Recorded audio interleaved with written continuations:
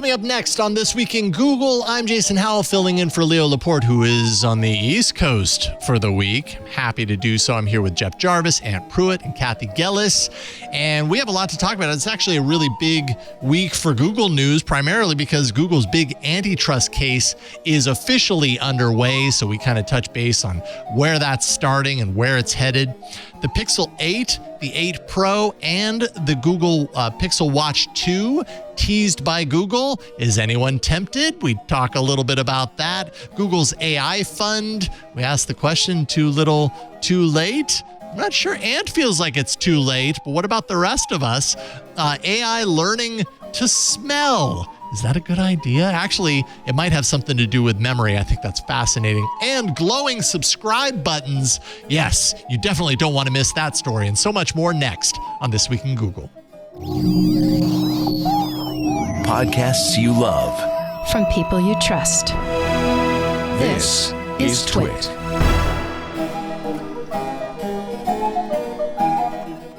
This is Twig, This Week in Google, episode 733, recorded on Wednesday, September 13th, 2023. Go, Cathy, go! This episode of This Week in Google is brought to you by Miro. Miro is your team's online workspace to connect, collaborate, and create together. Tap into a way to map processes, systems, and plans with the whole team. Get your first 3 boards for free to start creating your best work yet at Miro.com/podcast. It's time for Twig, This Week in Google. I'm Jason Howell, filling in for Leo, who is helping out his mom today. Actually, he had planned to be not sitting in this seat because he's on the East Coast, but he planned to join the show remotely. It turned out he's got a lot of work to do over there. So he's like, can I get some assistance? I was like, absolutely. I'm always super thrilled to drop in on This Week in Google. So I'm here sitting in the chair, not the Dr. Evil chair. I probably could have asked for it, but I'll be honest, it's not that comfortable. Joining me today is none other than Jeff Jarvis. Jeff, it's good to see you again. Good to see you, boss. How are you? I'm good. And you know, they gave back me... in town? What's that? You're just back in town? Yeah, well, we were talking in pre-show. I was gone for almost a week. About 5 days, and I really became unaware of everything going on in technology. It was my nephew's wedding, so I was really focused on family. And then coming back in, especially to this job, and this week in particular with Leo gone, I was on Security Now yesterday. This Week in Google today, it's like going from 0 to 100 because it's like, all right, get smart on everything, go. So it's not that easy. Jeff, I have to say though, they handed me this card when I sat down, and it's got the whole spiel for introducing you, but is it even applicable at this point, or it needs some edits? I'm still at so last week it was nicely said on the show that I'm air quotes retiring. Yes, and congratulations. I'm leaving. I don't know. That's a funny thing. People always say congratulations. I don't want for what? For what? It's an achievement. I lived long enough to do this. It's an achievement. You've worked hard enough to do this. But I won't be retiring. I'll be working. Right. So, I'm there officially through the end of December, but we can change tradition here as long as we still pay tribute to our greatest fan. Get ready to play it. Who's our greatest fan? Who would it be? He is. There we go. I mean, I guess really until the end of the year, we can read out this thing.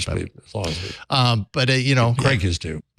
I think there might need to be some adjustments. So whoever does those things will just have to make some edits. We might have to run it through an AI or something and tell the AI, hey. I will be after December. After actually next year, but don't worry about it. I will be the Leonard Tao Professor of Journalism Innovation at the Craig Newmark Graduate School of Journalism at the City University of New York. Emeritus.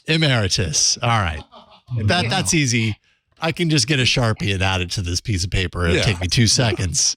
I believe the appropriate protocol is to relaminate the new one. Yeah, I know. I'm going to have to peel off the old laminate and redo it. I also realized on the back of this thing, it's got all those, all the other things that are important to mention about you. Disaster in the kitchen. So am I a nickel millionaire emeritus? Yes. right? Does not take criticism well, emeritus. So many things. Hated by Pat Sajak. I didn't know that one, by the way. Anyways, it's good to see you, Jeff. Good to have you here. Good to see you. We already know that Cathy Gellis is joining us because she jumped in, and I'm so happy she did. Thank you, Cathy. It's good to have you here. Thanks for having me. Absolutely. Author at TechDirt, U.S. lawyer, and focusing on technology, international law, civil liberties. Is it cgcouncil.com for people who want to find you online, as well as read your stuff, your material on TechDirt. So it's good to see you. And then on the other side of the city of the beautiful city of Petaluma. Well, no, sorry, actually, you're not in Petaluma. You're up north one city. Yeah, close enough. Right? We'll leave it at that. All right. Aunt Pruitt. It's good to see you, Aunt. Good to see you two sir. times in one day because I saw you in the office, and then now I'm seeing you on Zoom. So that's right. And Mr. Jarvis, people say congratulations because that's a heck of an achievement. It is. And me being the oldish feller on this here panel, I'm looking forward to being where you are. I hope I get to where you are in your career. Absolutely. And you can be able to say, you know what? I'm retired because, man, it's going to be good. I was a podcaster for 30 years, and now it's over. And now what? Now when I talk, who's going to listen to me?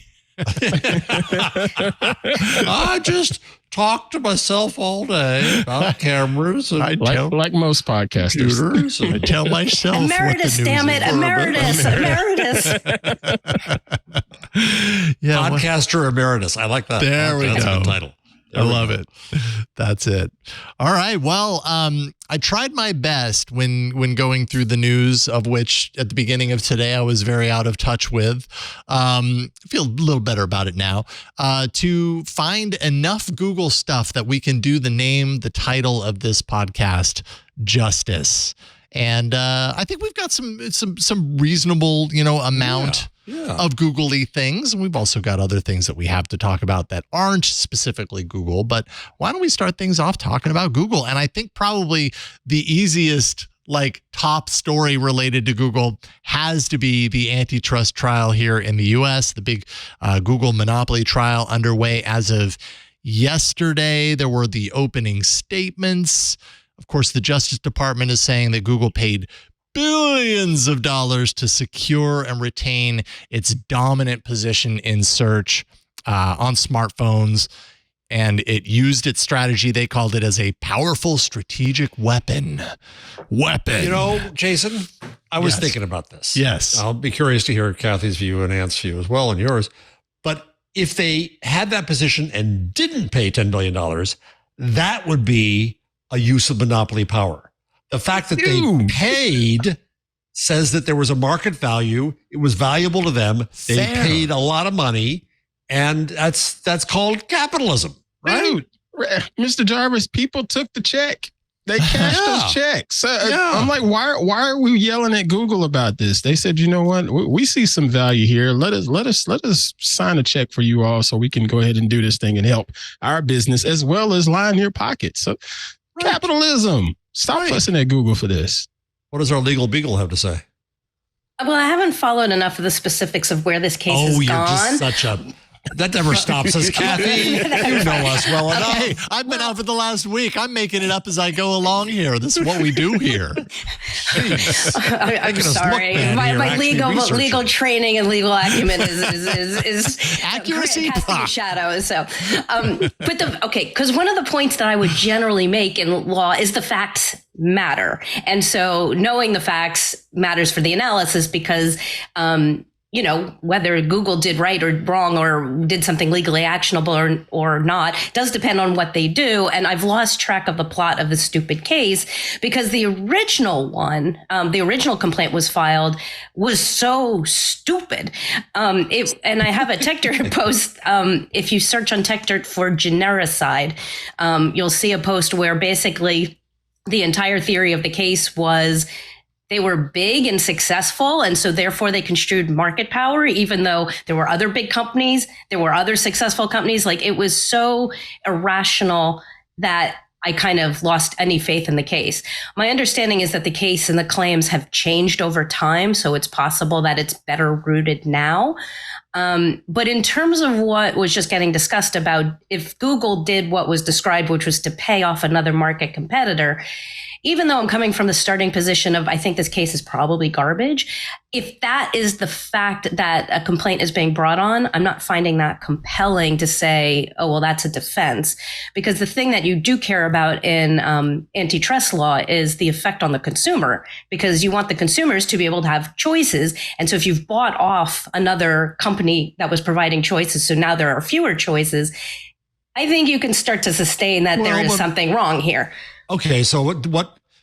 Two things. One, it's free, so the consumers help there. Two, I take your point about choices, but no search engine died as a result of this. Right. You can still go to Bing. I mean, right? all the facts will matter.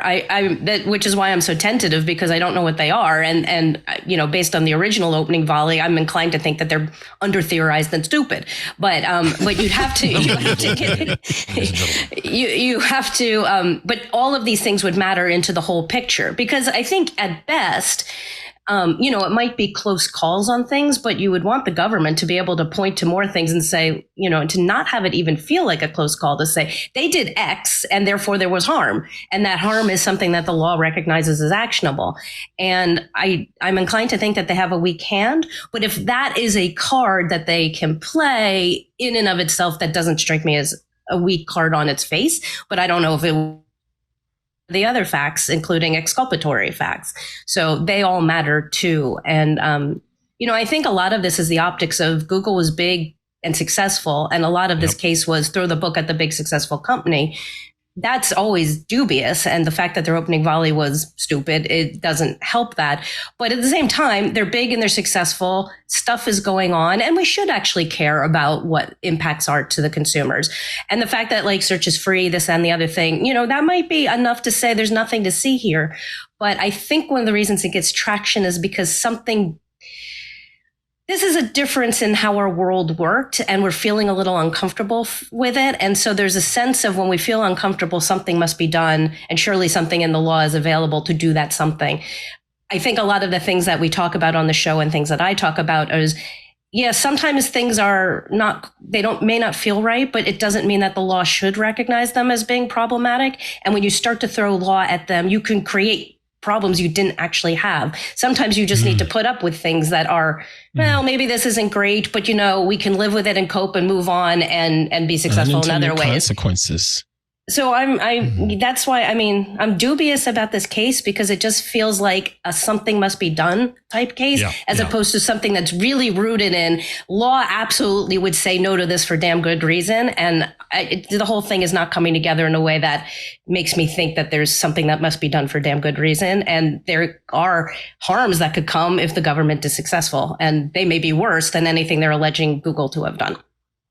Yeah, I think. Are we in a position with government? Oh, sorry, Mr. No, you go. Sorry. Are we in a position? And again, I'm totally ignorant with our government and law. But are we in a position now where the judges that have these cases presented to them look at it and say, "Okay, this is dubious. This is bull crap. Come on, dude. No, get this out of here." Or is it where they're really going to be, at least on camera, diligent and going through all of the points of the case, and then saying, okay, this is stupid? Is there any hope? I'm basically asking, is there any hope in our justice system when it comes to stuff like this? Because a lot of times it just makes sense to a common person like me that says, okay, this is stupid. So why wouldn't a judge in a higher court system be able to see that same logic as me? Well, one of the things that I can't answer because I haven't followed the case enough is exactly where it is. But this sounds like they are at the trial stage. And if that's the case, they've probably already gone a couple rounds of evaluating the claims for are they stupid or not.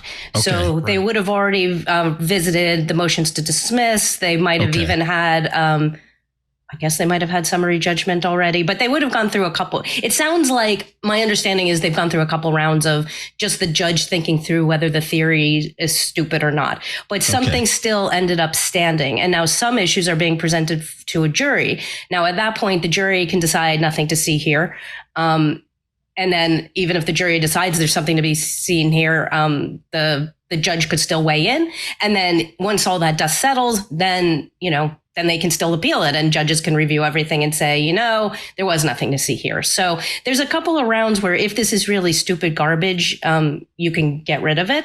But something did percolate pretty far along in the process where I think they're actually having a trial in front of a jury, and that does not happen to all cases. And it certainly doesn't happen right away in cases. So we've gone a couple rounds of somebody looking at this, but whether they've looked at it as effectively as they should, I don't know. Yeah. And I mean, I can't remember the specifics, but I do know that this case had a wider net to it until somewhat recently, that I believe this judge, could be mistaken on that, kind of narrowed the view, but allowed it to continue to go forward as the antitrust case that is there now. It was a lot wider at one point. And I think at that stage, they recognized it needed to be trimmed down in order to continue. So there has been scrutiny. Well, there's another case out there, which is, I think, a better case against Google by far, is the advertising case, where it controls that makes more sense. both the buy and the sell side, the marketplace.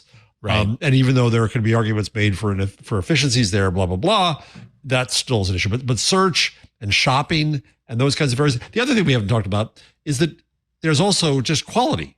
Google search is the best search. Right. And there's nothing illegal about that. There's nothing about growing thanks to quality. You'll like my Genericide post, because I think I end up making that argument where the way the complaint was drawn up originally was sort of like, Google was winning because it was better, and therefore that's bad. It's like, no, it kind of didn't hold up at all. The marketplace works. Wow. Yeah. So, but just to throw one more point to something Ant said, and I don't know if it applies to this case, but I just want to throw it out generally for how we interpret, when we look at cases going through the whole life cycle of litigation and try to evaluate who's winning. Sometimes it may look like, well, the side you don't like is winning because the case still goes on in some form. But sometimes the judges will sort of have a looser hand because there's consequences where if they cut things off too soon, then on appellate review, there may be a consequence to that where the case will come back alive. So sometimes a judge might sort of think, this is probably crap, but it is better overall for the party they think is being injured by this litigation to let it go further. Now, one of the downsides to that is it's horrifically expensive. I was going to say, that costs somebody a lot of money. Yeah, right? so it's not painless, but it could be. And I'm not saying it applies in this case either, other than Google is obviously a party that can weather it. But but sometimes when we look at this and we're armchairing and trying to figure out, well, is this a good thing or is this a bad thing? Sometimes what we interpret as a win for the side we were rooting for may actually be like, you won a battle, but you're going to lose the war. And so sometimes judges with that in mind will cause certain battles to be lost because it's going to ultimately set up the party to be a little more likely to win the war. So I just wanted to flag that as, in general, when we look at litigation, that's something to bear in mind.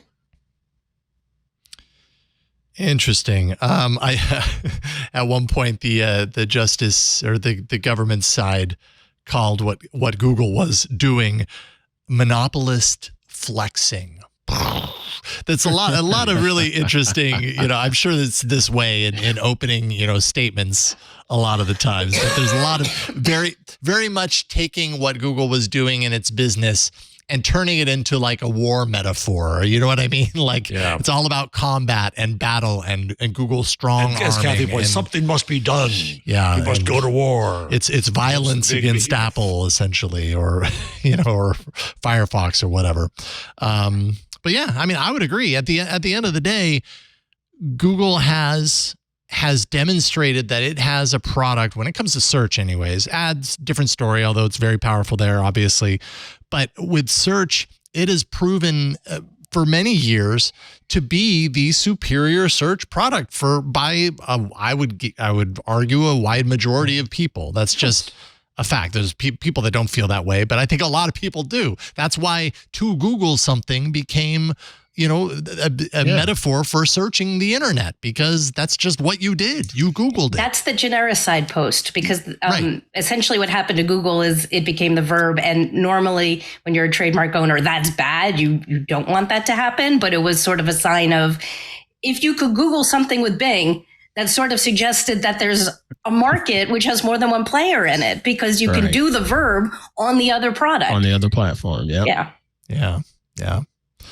So, and we are at the beginning of this case. I think I don't, on a case like this, do they normally peg it as like having X number of weeks? Like, we expect this to be done in 6 weeks. I think I read that somewhere, but I couldn't tell if that was like a guess on the author's part. There's an estimate. Yeah, there's an estimate. Obviously, it can go longer, but it'll be in the news for a while. I think yes. And I think some of it is when they do case management, the courts themselves want to have some control over their calendar and have some idea of how long it will take to present things. So I think both sides tend to be sort of transparent about, okay, if we're going to go through this, we're going to do X, Y, and Z. And the other side will say, we're going to do 1, 2, 3. And they sort of figure out how long that will take. And obviously things can happen, but I think they try to make those estimates. And I suppose those estimates are what's getting reported. Mm-hmm. Yep. Well, there we go. All right. So expect more of that on This Week in Google and so many of our other shows here on the network, because I think there's been a lot of buildup to this story, and also this moment in time is so very, government, so very politicized around big tech. And this is kind of the marquee, one of the marquee examples of that is, all right, well, we finally got Google, in the hot seat. Antitrust, like, it's time, let's go, So we'll see. And the FTC has not done well with antitrust. So this is another This is through the DOJ. Yeah, a Biden administration effort here, and we'll see what happens with it. Although this began 3 years ago, right? The lead up to this, I think initially was 3 years ago. It was Trump, during the Trump administration. So, so it's been a while to get here, even, and it'll be a while more. God, I feel like we need to stick with law because we have you here, Cathy. And I know that you've written some things, but they aren't Google specifically, right? The stories. Let me see down here. No, I don't think I've written about Google specifically. Just sort of the general, everything that goes on that affects tech and polarizes tech and stuff like that. So everything that we get the zeitgeist is covered by the stuff that I'm doing, and some of it sticks to Google and some of it isn't Google specific, but it's all out there affecting our technology and our world. Yeah. And there's another legal story on Line 32, the YouTube. Oh, okay. There we go. That's a good legal story. Yes, indeed. Still in Google land. Yes. Okay, cool. Because in my mind, I had it all organized like, okay, we're going to stick Google, stick to Google through the beginning. But then I'm very out of practice. All it takes is a week for me to get out of practice, a vacation. So it was known as a break of sanity that you had. Yes. Well, like I said in pre-show, took my foot off the gas pedal of technology, and it's just really hard to start the car again sometimes. But yes, you're right. So this was a lawsuit about an anti-vax activist, a gentleman named Joseph Mercola, who yesterday, apparently, according to this article on ours, lost a lawsuit that attempted to kind of push YouTube into providing access to videos that were removed after YouTube had banned his channels for, I guess, spreading, his anti-vaccine message. He was trying to argue that YouTube actually owed him more than $75,000 there were for damages as a breach of contract, his user contract, and then of course denying him access to his videos. Let's see here. YouTube says they were under no obligation to host that content. And of course, they terminated his channel in 2021. They said for violating their community guidelines by posting medical misinformation about COVID-19 and vaccines. So yeah, I guess this just ensures, reinforces. There's no First Amendment issue here, obviously, because YouTube has a First Amendment right to carry what they want and not carry what they want. Sure. I'm curious about the contract angle here. Do the community, I presume in the contract somewhere it says the community standards supersede the contract. This is one of a zillion cases where everybody is trying to insist that, there's a must carry thing for everybody's stupid content that they want to have happen. And this is just one of, I'm in a mood, but we'll be hitting on I this love the mood Cathy a Gillis lot, mood. So, yeah. Okay. Bring it. This case isn't necessary. I don't think it stands out for any particular reason. Yeah. Every so often when they take swings, they try to recontextualize it and they'll talk about, well, the terms of service said this, that, and the other thing. And that doesn't work because you have to start with the understanding that a terms of service is something that platforms do to avoid trouble. So they're not going to write a terms of service that is going to tempt trouble. So there's never a viable claim there. The only things that have really survived, and some of this is older, is like there was the Barnes v. Yahoo case where content was I think content was not removed and the platform promised that they would remove it. And then that claim was able to survive under a theory of promissory estoppel, because even though the platform didn't have any obligation to do anything to the content, it had now created for itself by giving a gratuitous promise that it would do something. And that created the potential for a claim to survive. But that's the exception. Promissory estoppel. Promissory estoppel.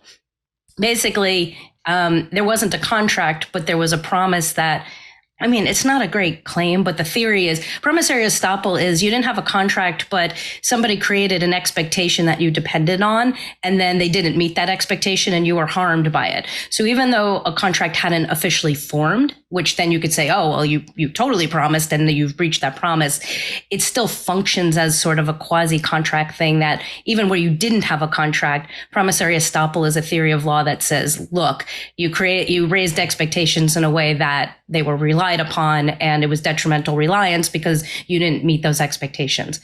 So in the Barnes v. Yahoo case, the contract wouldn't have gotten anywhere. The terms of service wouldn't have made anything. Section 230 would have done away with the claims.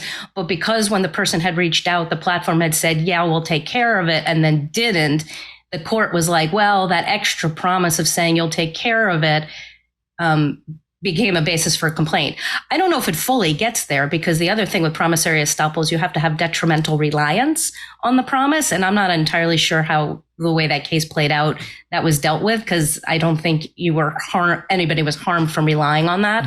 But at the point in that case where it becomes an issue where now everybody who's a tech lawyer learns it, is platforms don't make promises anymore. Even if you might like them to be helpful and make promises, there be dragons. So nobody's going to make a promise, because that just opened up an avenue for a lawsuit to survive much longer than it should have. So some of these cases that kind of thing could survive, but mostly they don't, because the platforms have First Amendment rights to choose what they carry and what they don't carry. Section 230 backs this up, although this litigation is of generally not using the Section 230 defense. It's more using the First Amendment defense at this point. But a lot of people take a lot of swings, and they generally all fail, which is the comment from Eric Goldman at the bottom of that article, which is basically they all fail, and they should. But weird things are surviving, like that stupid, sorry, we're going to do it again, the Missouri versus Biden case that now the Fifth Circuit has spoken on, that left a similar type claim that survived, and it shouldn't. And I'm going to have a hard time talking about it because it makes me so angry, even with the Fifth Circuit allegedly improving the decision. It's awful. It's garbage. And this claim should have gone nowhere. And it's the Fifth Circuit rewriting an awful lot of law in order to keep these claims alive, because they prefer that sort of content.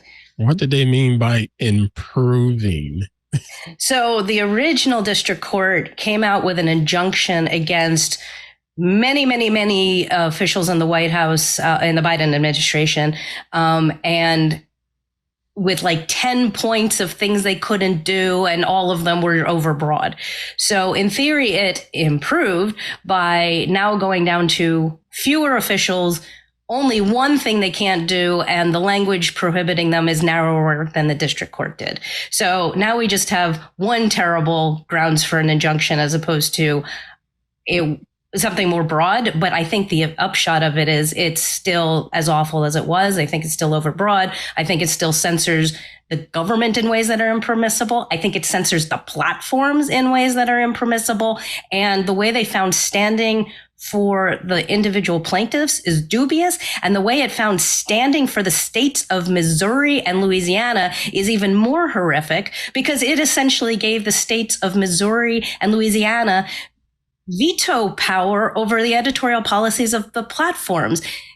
It just favored their view as opposed to the view that the Biden administration had. And ultimately, now what the platforms can do effectively is being shaped by this injunction. And it's an injunction shaped by these states getting upset that certain views that they favored were getting kicked off the platforms. That is states trying to control the platform's editorial discretion. And the Fifth Circuit said, yeah, this is fine. It's not fine. This is bad. Oh, gosh. I don't know what to say.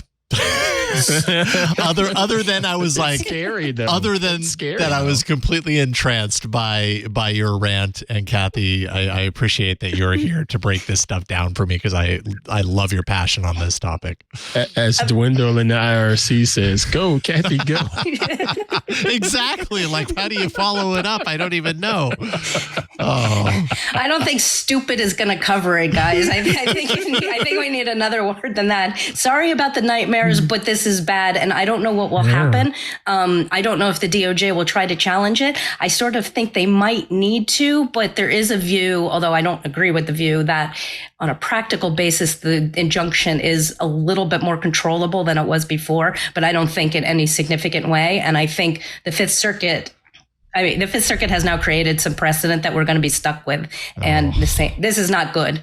But that means next up is the Supreme Court, which also has its own idiosyncratic ways of dealing with the First Amendment that are marginally better than the Fifth Circuit, but obviously problematic in nearly everything it touches concerning, too. Regardless, yeah. Interesting stuff. Okay. Well, let's I feel like this was our legal block.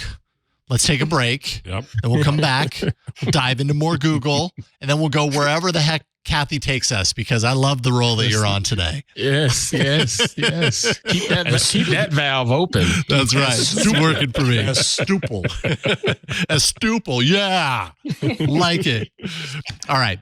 Let's take a break and thank the sponsor of this episode of This Week in Google. And then when we'll get back, we have so much more to talk about. But this episode of Twig is brought to you by Miro. Miro is so cool. Let me ask you just a quick question here.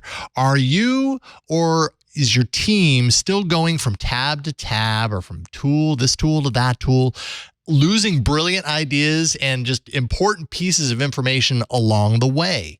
It happens, right? Got so many people working on a great idea, but if you don't have the right systems in place to capture those ideas, you're going to lose details along the way, and that's not okay. Well, with Miro, that doesn't need to happen. Miro is that tool. Miro is the collaborative visual platform that brings all of your great ideas, your great work together, no matter where you are. So, if you're working from home or you're working in a hybrid workspace, everything comes together in one workspace online.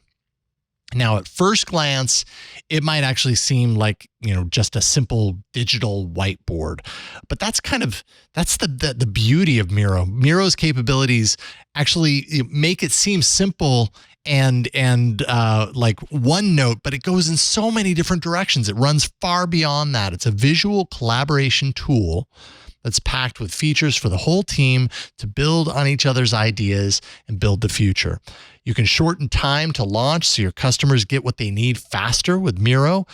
You need only one tool to see your vision actually come to life. So planning, researching, brainstorming, designing, feedback cycles, it can all live on a Miro board. That's kind of your blank slate that I was talking about a second ago. It all starts there, and across teams as well. They all have access to it. And faster input means faster outcomes. In fact, Miro users report the tool increasing project delivery speed by 29%. Now, you can also view and share the big picture overview, and it's made super easy. When everyone has a voice and everyone can tap into a single source of truth, your team actually remains engaged, it's invested, and most importantly, they're happy. They're happy to do so. And you can cut out any confusion on who needs to do what by mapping out processes, the roles, the timelines, all of that can be built in. You can do that with several templates, including Miro's swim lane diagram.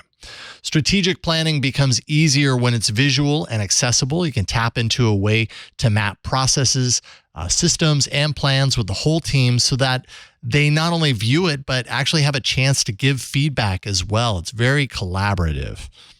And if you're feeling meeting fatigue, Miro users report saving up to 80 hours per user per year just from streamlining conversations and feedback. Ready to be a part of the more than 1 million users who join Miro every month? Well, get your first 3 boards for free. And you can start working better together at Miro.com/podcast. That's Miro, Miro.com/podcast. And check it out for yourself. It's just a really incredibly creative way to get your ideas into a tangible format that everybody's speaking the same language. I've used Miro a number of times for different projects that I've done. And like, I was amazed at what the destination after all the work, and it's really fun. It's very visual. It's just a really enjoyable process. Miro.com/podcast. And we thank them for their support of This Week in Google. All right, Privacy Sandbox. This is Google's plan to phase out third-party cookies. Still on target to happen by the end of 2024. That's next year. Although the way time is speeding by, it's going to be here in a heartbeat. And Privacy Sandbox via Chrome is how Google plans to do that, phasing out those third-party cookies. And now is kind of a milestone in and of itself, the APIs that are going to drive it available by default in Chrome. So you no longer need to turn on, go into a flag and activate it. It's going to be going on most Chrome installs by default. Google plans to keep 3% unaltered for A/B tests, just to kind of test things along the way. The plans to fully turn off third-party cookies support in Chrome is at least starting with 1% of Chrome users in Q1 2024. So we've got the API kind of happening now on a more, in a more default way. What has the conversation been around kind of the elimination of third-party cookies and the replacing it with this Privacy Sandbox approach?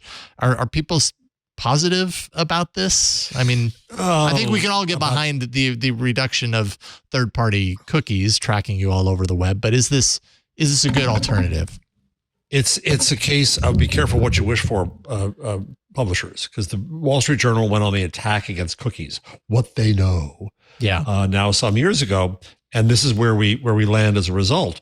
But publishers are going to be hurt, and Google, now they're screaming. I saw Windows Weekly. Paul said, "Get rid of Chrome." Paul, come on, relax. It's okay. I'm still using Chrome, Paul. And just to reiterate here, what's going to happen is that there's going to be data about you that stays on your browser that does not go up, that classifies you with certain categories that can then accept ads in those categories, and it's more privacy friendly as a result. And I think that's really true. I mean, Steve has said that I think he said that he kind of endorsed this. I think he said. I thought so too. Okay. On Security Now. Security Now, yeah. Yeah, I thought so too. But there are people screaming that, oh my God, Google's going to know more about you and Chrome's going to know more about you. Well, actually, no, it's less. And the publishers demanded it and regulators demanded it. And so they're doing something that tries to still have advertising supporting the free content we all get, give advertisers some measure of targeting ability while not setting data up about you. So I think it's good. The question is, I don't know how it's going to work for people other than Google. Because Google will have the structure, it will have enough data, and they're not trying to do it to screw the publishers. But if the publisher, I teach in our executive program, and I was asking all of our executives from various media outlets how many of them have first-party data structures set up in their media companies, and most of them don't.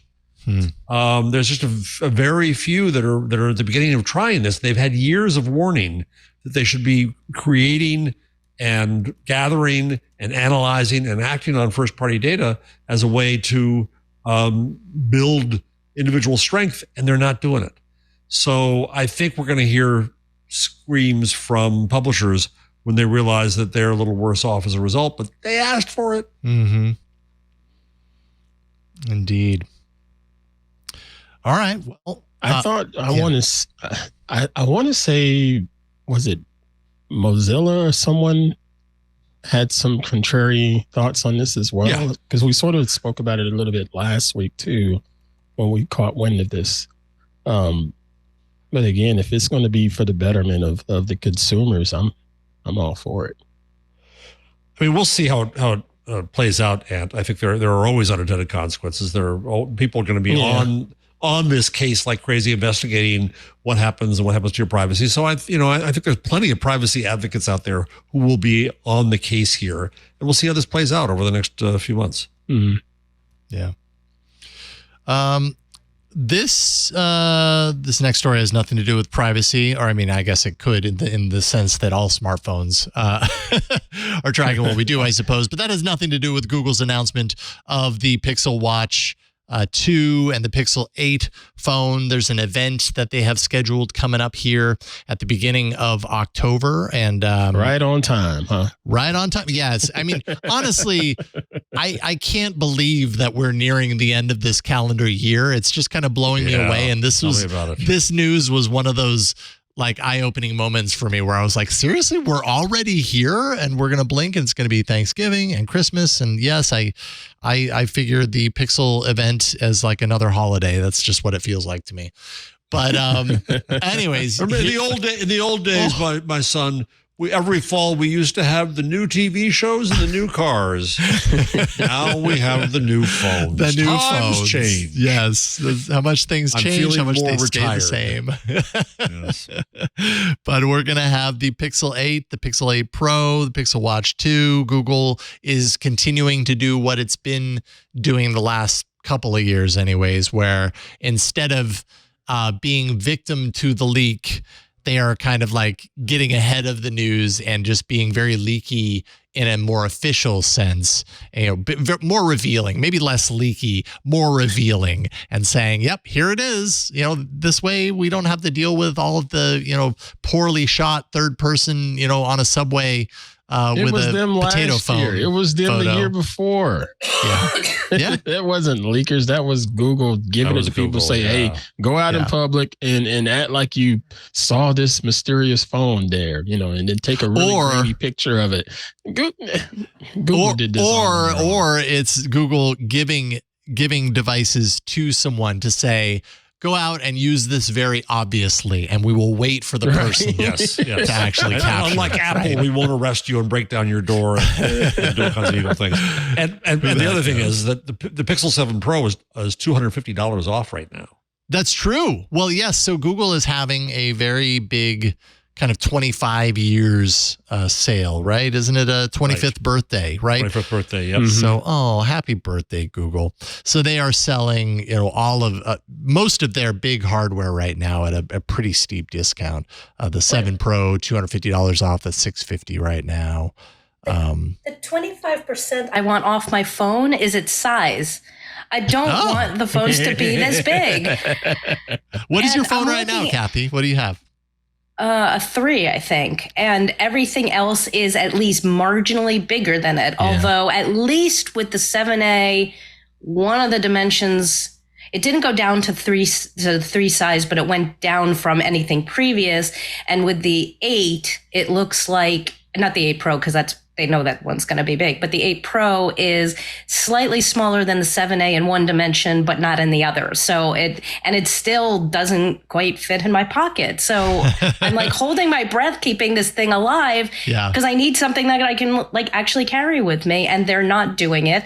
They did do a foldable phone, but they folded it the wide way, so it didn't make it any smaller. And they charged $2,000 for it, which I'm not putting $2,000 in my pocket.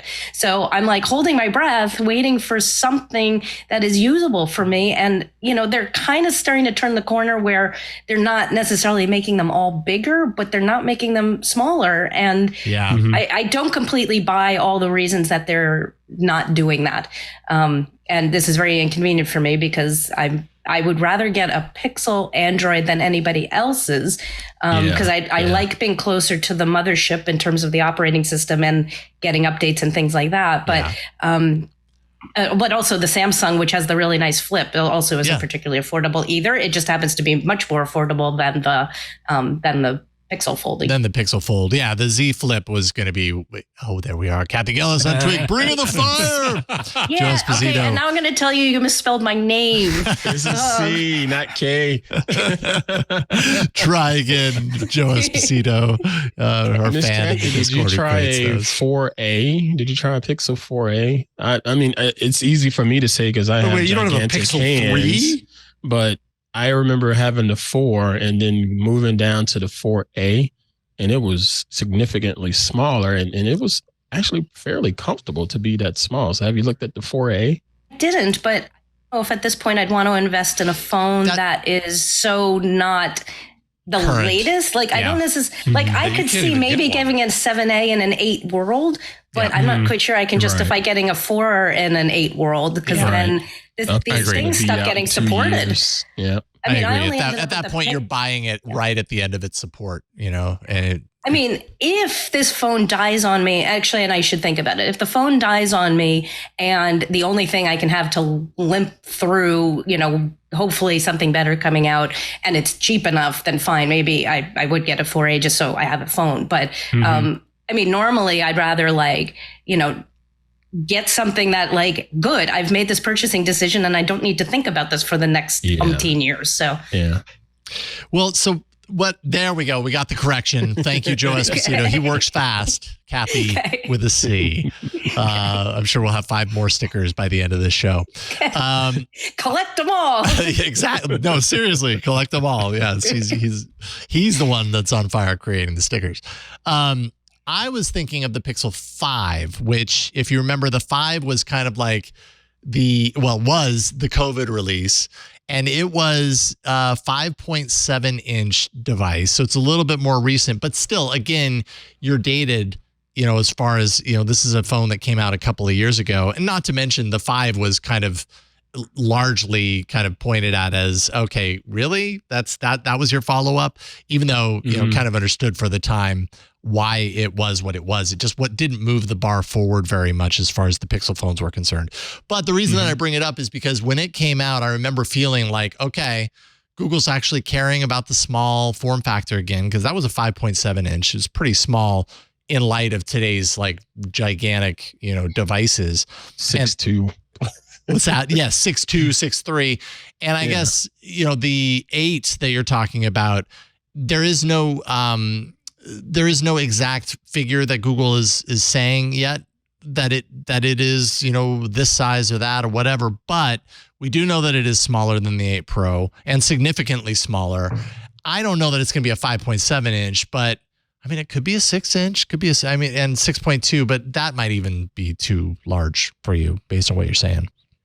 I mean, they end up futzing around with the bevel and the screen going to the edge, which I care about because I want the case to be protected. I don't want this thing, it's going to land on the floor and I want it to not, crack immediately. Yeah. But I don't care enough. The thing is, if it's not fitting in my pocket, this phone all of a sudden loses so much utility to me that it isn't worth negotiating. I need a little bit more of the screen. Yeah. The flip is gorgeous. It is. But, and nice. I covet it, but I'm not quite sure I want to move away to a third-party producer, and it's still pretty expensive. So, there's the Google Flip. Well, No, okay, that's the fold. It's a fold. It's not a flip. Yeah. it's So the book the size. Google one folded. Yeah, the Google one folds the long way, so it doesn't get the smaller Book weight. profile, and it was horrifically expensive. So I'm kind of holding my breath to see if maybe the next time they do major releases, there's a new foldy thing and one that would go the better way and also not cost an arm and a leg. But I mean, I think it'll happen eventually, but I don't think it's going to happen before my current phone dies. No, I don't think so either. I do think that Google eventually has some sort of a flip, but I don't, obviously it's not going to happen in October, and which kind of sounds like that's what you need. You need a phone now. Yeah, I mean, I totally understand the desire to not get a phone that, moves away from the Google thing, the Pixel thing. Having said that, if I was to do that, I would seriously consider the Z Flip. It is a really nice phone. And Samsung's gotten a lot better over the years as well. Yeah. And they've also, they've got new generations of theirs too. So actually then it puts me in the same conundrum. In theory, the older models will be cheaper and maybe one at a price point that's like, okay, this isn't obnoxious. And that's true. Then I treat it more disposable. Yeah. But I'm wary of getting older models because I worry about the updates and the support and things like that. And I've not been a Samsung consumer, so I don't know where that takes me. But they're working really. The market is working to attract me as a potential consumer because they came out with something that meets my need, and they are the only game in town that's coming close. Well, Samsung, as far as updates are concerned, Samsung's kind of the top of the heap. They are, if I'm not mistaken, 5 years. Google commits to 3 years of major OS, 5 years security patches. Samsung, I believe, is 4 years OS, 5 years security. I'm trying to get confirmation on that. So, I mean, technically, technically, if you were to, yes, and I am correct, I'm seeing it now.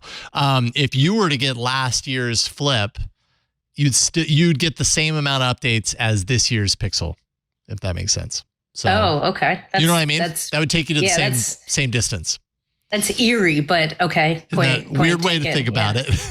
Yeah. If you got last year's Flip, it would take you to the same point as if you got this year's Pixel. But getting back to our earlier discussion about antitrust, this is the market potentially working, where all of a sudden we're talking about what are my choices, what are my needs, and which manufacturer is delivering to me. And Google is not delivering me what I want, but another vendor maybe. Yeah. There you go. So Google is completely exonerated and case dismissed. So we're fine. Case dismissed. Case dismissed. So let's see here. From moving on from the Pixel to Ant, do you have the Sunday ticket? I know you watch football on the weekends. Do you care much about NFL or is it all college football? Got to tell you, I would love to have the Sunday ticket, but not for that daggum price. Yeah. Not happening. It's too expensive. I saw this news that they had like this amazing percentage of signups with this package on YouTube TV. And I'm like, I thought people were out on money. I thought people were broke. Oh, but priorities, sir. Yeah, priorities. NFL supersedes any sort of any sort of monetary. The kids. I was saying social media was awash with people being like, I'm providing tech support to my parents to help them to sign up for YouTube TV today. See, part of that too, though, Miss Cathy, was the Disney, ESPN, and Spectrum issue that happened last week, right on the day of college football season starting, and roughly 6 days out before NFL started. So a lot of people signed up for YouTube TV right then and there, assuming nothing was going to happen. Those that are Spectrum cable customers. And of course, as soon as you go to the YouTube TV page, there's this huge banner. Hey, join now for the NFL Sunday ticket. I'm a subscriber and been on YouTube TV for a long time. And I keep telling that daggum ad no, and it still pops up. I'm like, come on, man. It's not going to work for me. It's too much. Well, you can get a 7-day free trial if you don't want to pay. That's nice try. Not falling for it, dude. Not happening. I have nothing nice to say about any of this industry. And I don't just say that because I'm a Cal fan who just had my conference blown up because apparently there wasn't enough money in all the right places. And I don't know what the UC regents were thinking and letting like UCLA leave and like then being surprised that the conference that their other school was in collapsed around them. But it's all about the money, and it's just insane. And I'm sorry, the money does not justify the head injuries. The best you could do is to say that there's some sense of community and story tradition, and that, you know, there's other valuable things that college sports help hold us together, but it's all come down to the money. And I am angry, although also slightly relieved because at least we do have a conference to go to next year. But this is, oh my God, this is terrible. And the way that money just inserts itself, including at the college level, is ridiculous. And it's all monopolistic. And then it's got weird claims to copyright. Like, how can sportscast be copyrighted? The best argument you get is that the video capture was some sort of original work of authorship, but that's really pretty thin. And like this idea that like, oh, we author the sport is like, are you saying you fixed the game? That this game is something that you've contrived to play out in a certain way? Otherwise it's factual. I know. Yeah, raise the roof. Woo! Yes. Oh, gosh. There is a lot of stupid to talk about this week. Yes, that could even be the title. A lot of stupid to talk about. Yeah. This week's topic, lots of stupid. Yeah, it is. Normally I talk sports on here. It's nice that someone else comes on here and yells about the ills of sports. Oh, nice work, Miss Cathy. Thank you. I tied it together with copyright. Yes, you did. Yeah. And you really put a very nice point on it too. I hadn't really considered that, but it's true. Like, it's not like they're out there, creating some unique play that they wrote start to finish. It's a capture of some people playing a game, and yeah, that's crazy. Yeah, I don't think it's enough to just say, if you put people on the field and here's the rules, that there's original work of authorship based on the way it plays out, especially if we want to believe that this competition is actually a competition between the players. I think there's a real big hypocrisy with the argument to say that they have authored it and that the game is not fixed. And I think it's time to start asking questions. Like, I'm not saying it's fixed, but I think they're basically claiming that it is fixed in order to get their monopoly. And I think they need to pick. Not to mention FanDuel and all of those big partnerships that just happened this year too, with the NFL and so forth. Oh, just talk to me, Miss Cathy. Talk about our monopolies. Like this garbage for like, okay, is Google being slightly antitrusty? Maybe a little bit, but compared to everything else we're putting up with in monopoly land, it's nothing. We have serious problems with monopolies, including with the ones that we keep handing out willy-nilly to single players, and then it skews every market and every consumer experience. And our athletes who keep getting head injuries, and the schools and their academics and the storied leagues of 100 years and our connection to history. It's all taking a dive, but not the monopolies. The monopolies are fine. We're going to have her back soon, right? Absolutely. I don't even want to talk about the details on this story anymore. It doesn't matter. It doesn't matter. We said enough. Next story. We can move on for that one. So how does Cathy feel about AI generated political ads? Okay. All right. I could set this up just a little bit and give you some time to AI generate your thoughts. But Google is going to require that political advertisers, quote, prominently disclose their ads made with AI, particularly as we're leading into, this highly politicized season leading up to the next, presidential election.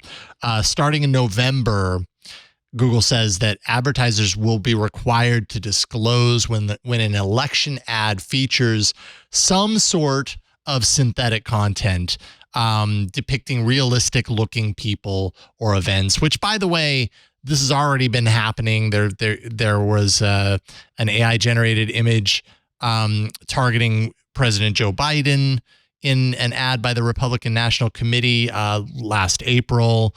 There was apparently, I haven't seen this one, Florida Governor Ron DeSantis had an attack ad against Donald Trump and Fauci, and had AI generated images there. So basically Google is getting ahead of this trend and saying, as we move forward, you must stipulate when this was generated by a computer. This audio was computer generated, or this image does not depict real events, something along those lines, and something that is more than an inconsequential like adjustment to removing red eye with AI or brightening an image, that sort of stuff. That wouldn't need to be disclosed, but it's the really consequential stuff that will. And I think that's good news. I think absolutely something like this should be disclosed, especially considering where we are right now in this highly politicized environment.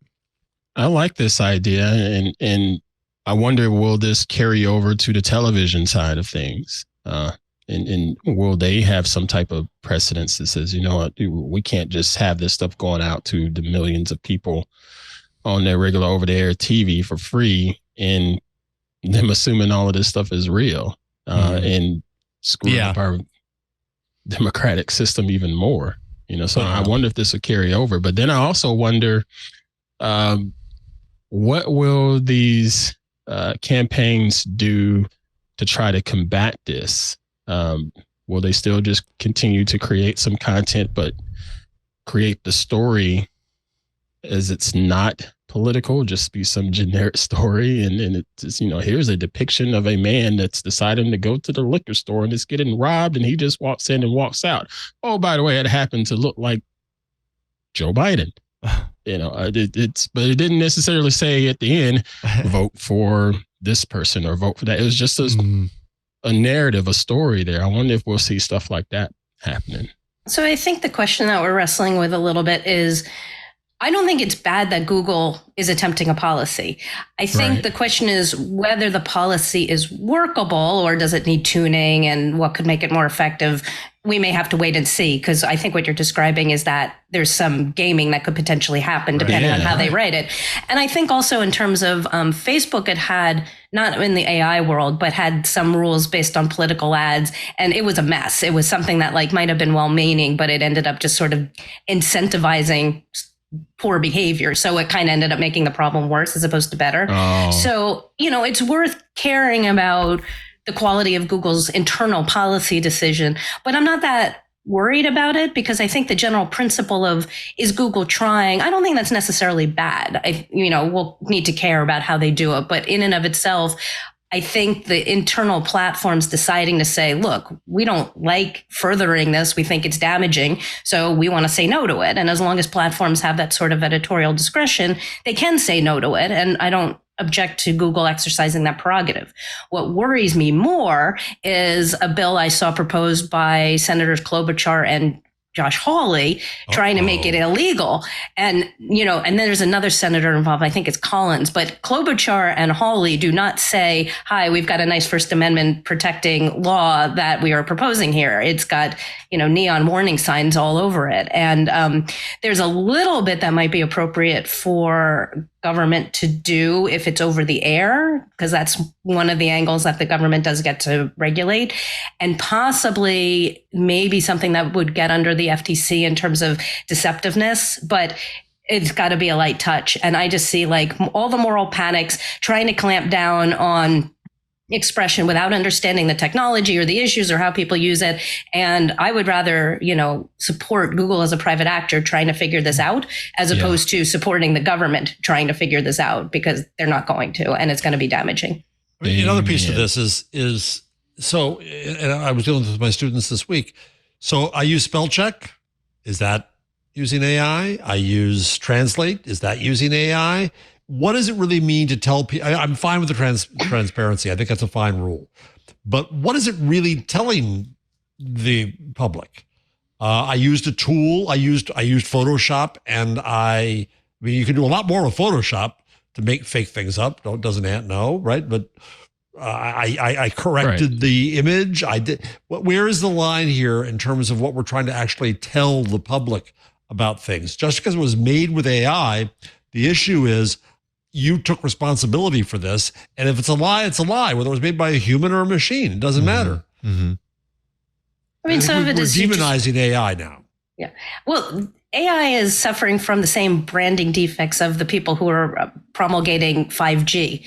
I mean, that was a branding that just came and bit everybody with the idea of, 5G. And then everyone's like, 5G is evil. And then they're like, no, it's something else. So one of the problems is AI is being, just overused as a buzzword. Nobody really knows what it means and nobody knows what it does. And so you can't really scrutinize whether it's good, bad, or otherwise because it's doing 10 million things. And some of them are fine and some of them are not fine. And a lot of it is misunderstood.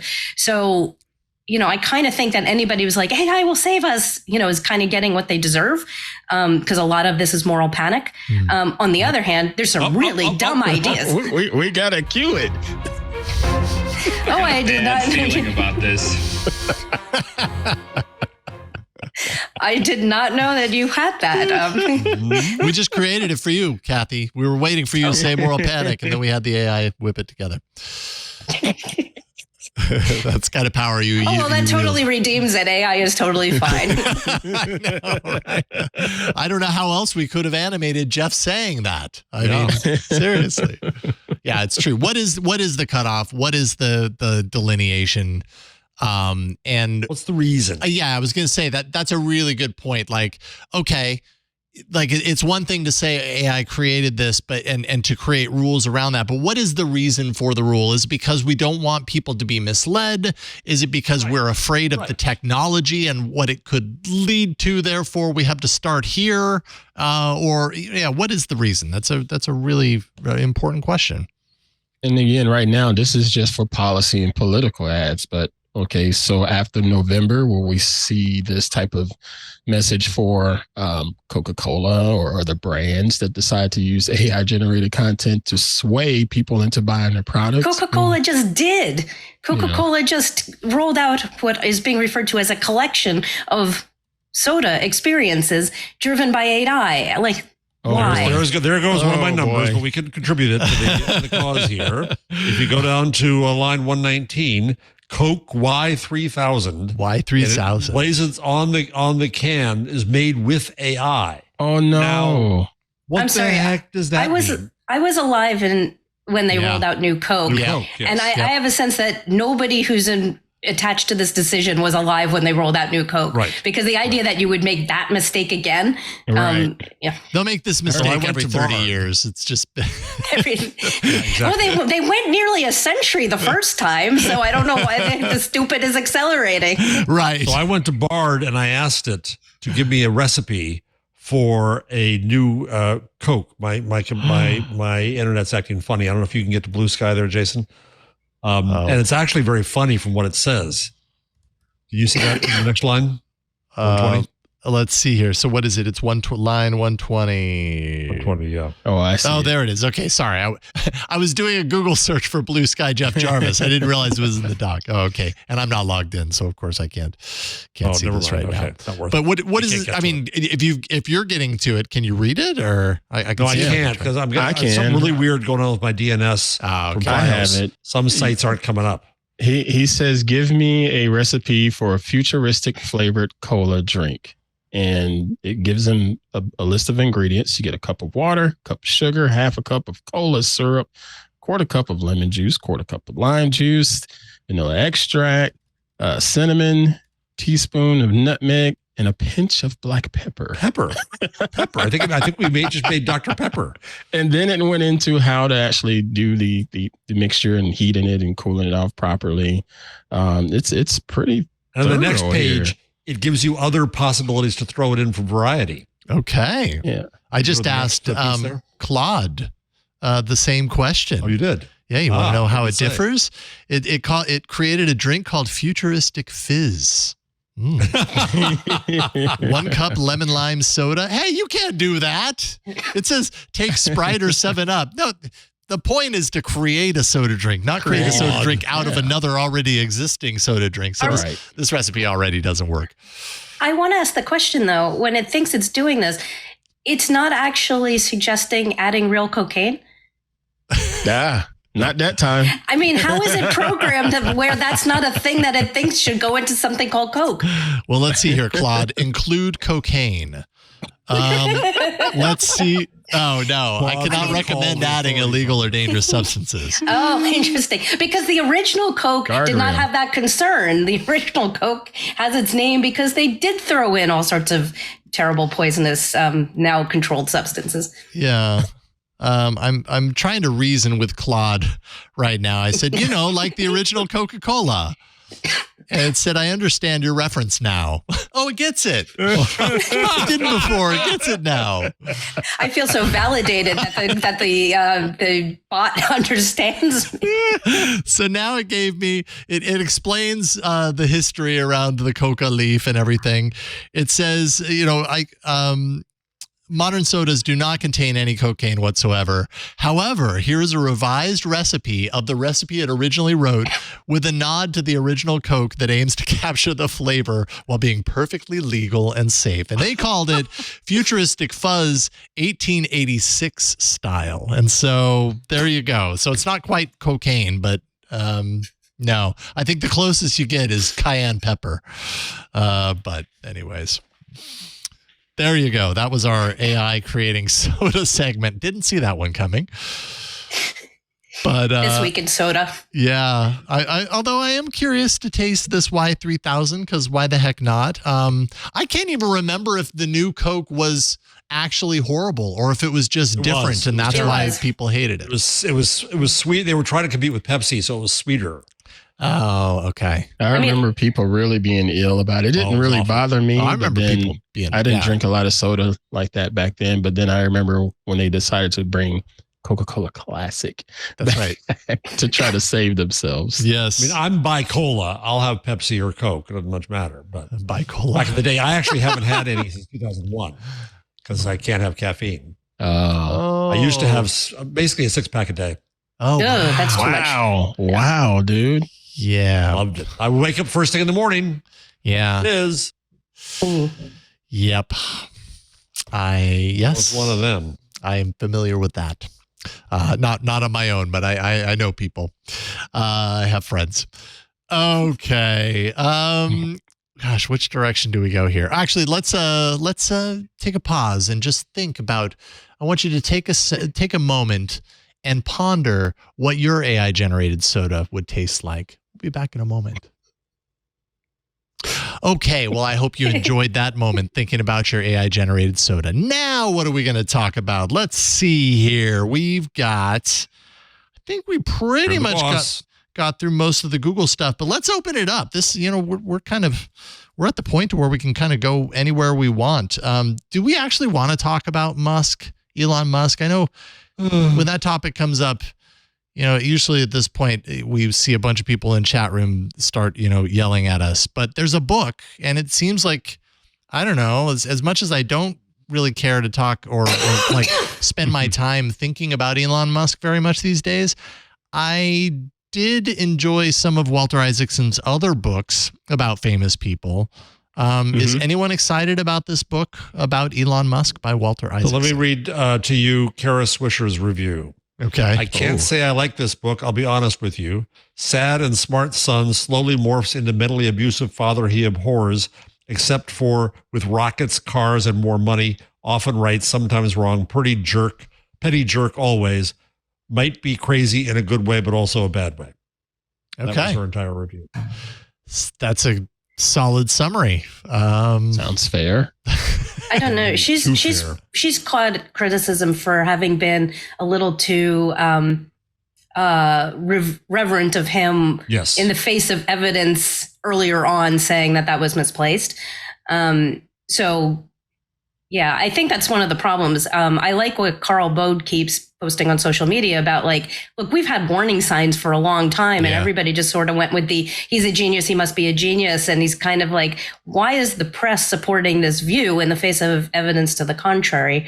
And I think his concerns are well taken because there's a harm that results if you treat somebody who's potentially dangerous as some sort of savior, because it puts them in a position of being more dangerous. And perhaps we should not do that. Yes. I get yelled at by folks because I come off as an apologist or what have you. And that's not necessarily the case. I'm just someone that says, you know what, I give credit where credit is due. and I'll give criticism where criticism is due. And yes, he has been a bit of a turd in a lot of situations, but he still deserves some credit for some of the things he's done with getting teams together at Tesla to make EVs more affordable. The stuff that's going on with SpaceX, even though I could care less about space exploration, the stuff that's happening with SpaceX is pretty impressive as far as him being able to get all of the right minds in the same room and on the same page and do what they've been doing. They deserve credit for that. He deserves credit for that. But yes, he is still a turd, though. But is that him? A lot of the allegations about his behavior is that he's taking credit for things that really weren't him. And I can't say that. At least getting people in the same room. You know, a CEO in general is someone that can get a team of folks together to make a company profitable and successful. That's not necessarily saying that CEO is doing all of the work and building the widgets or whatever, but they're part of the brain power to getting everybody on the same page so they can get that job done. Maybe. He's got other people in the room, and it sounds like some of the stories are other people were actually like, okay, he got a couple of the right people in the room, but everybody took the ball and ran with it.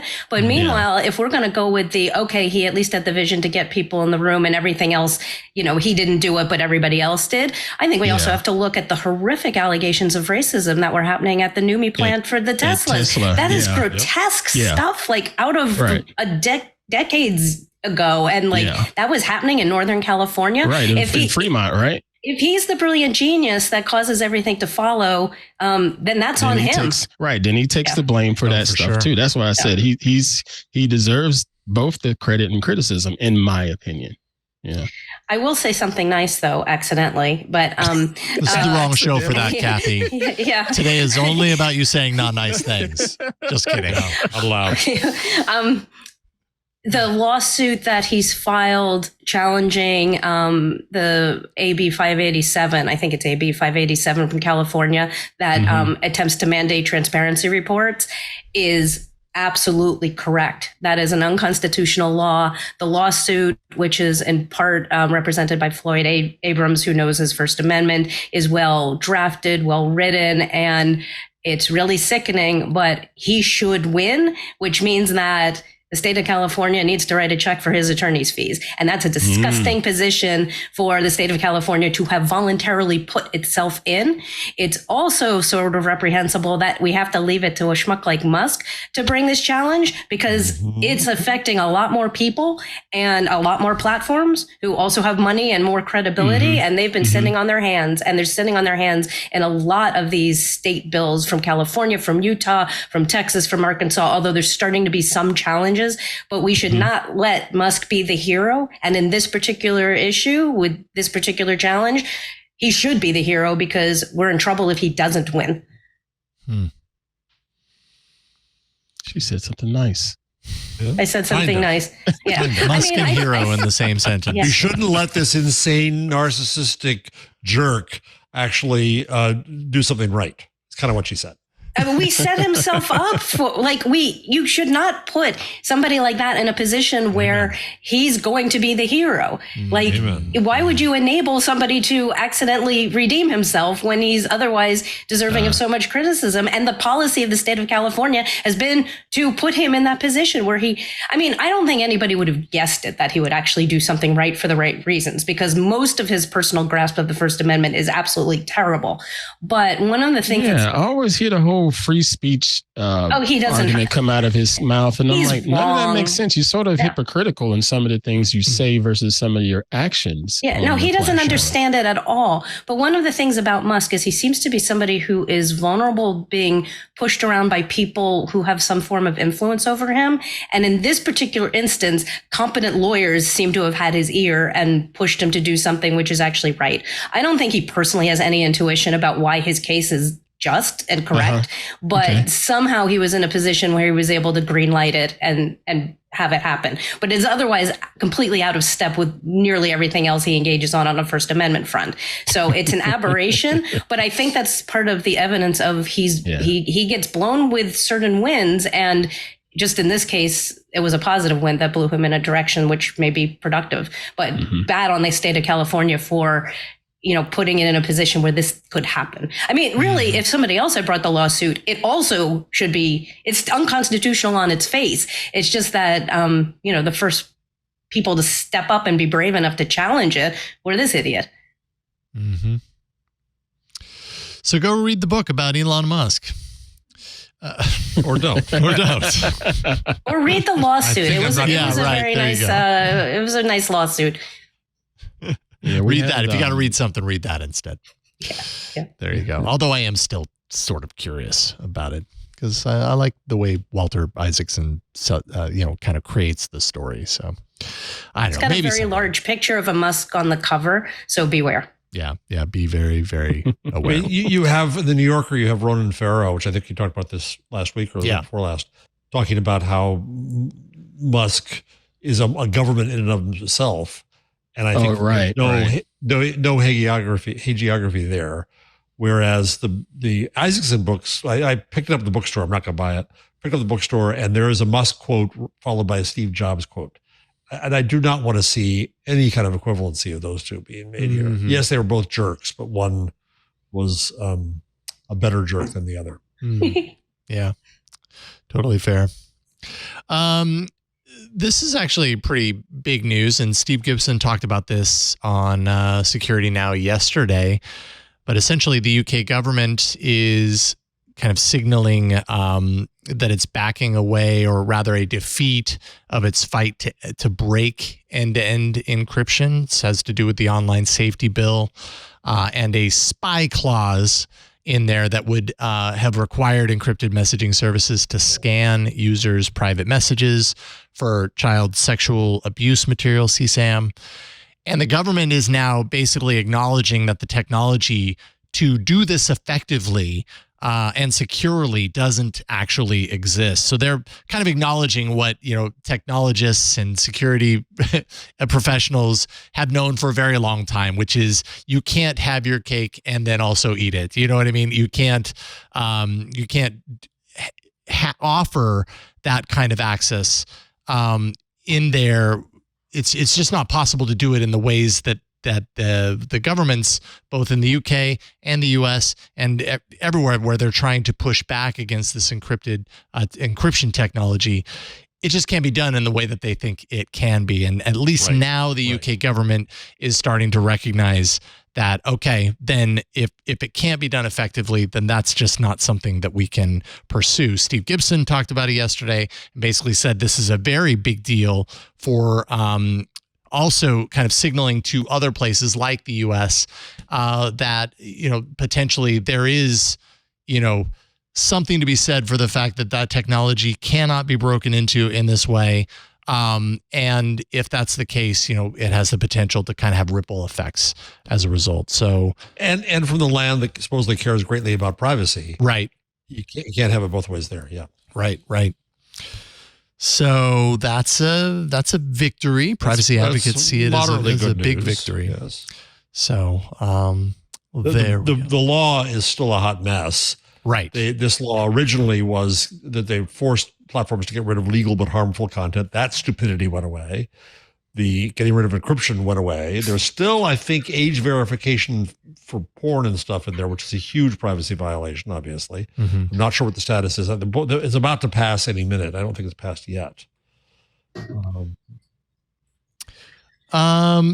we do a little, I know we talked a little bit about AI, but there's a bunch of other stuff in here that's you're the god of AI. That's worth. You got to talk about AI. not yet, Jeff. Someday maybe, but I'm still very much the student of AI. Okay. Yes. That's firmly where I feel comfortable right now. I am merely AI emeritus. You're right there with me, man. Google launched the Digital Futures Project, and it's a $20 million fund, which, by Google standards, I would say is a pretty small amount of money, but a good amount nonetheless, managed by google.org and basically granted to academic institutions, think tanks to take a closer look at AI, the opportunities, the challenges, asking questions like, what impact will AI have on global security? how will AI alter labor and economic structures? Just really broad ideas around the impact, the kind of wide scope of they hadn't impact. gotten rid of Timnit Gebru and Margaret Mitchell. Kidding. The Stochastic Parrots paper, but absolutely. Yeah, I wonder how Timnit and others feel about this announcement. Too little, too late. But definitely Google also acknowledged that this is an effort that should be done not just on a singular scale, like a single corporate effort, but a broader scale.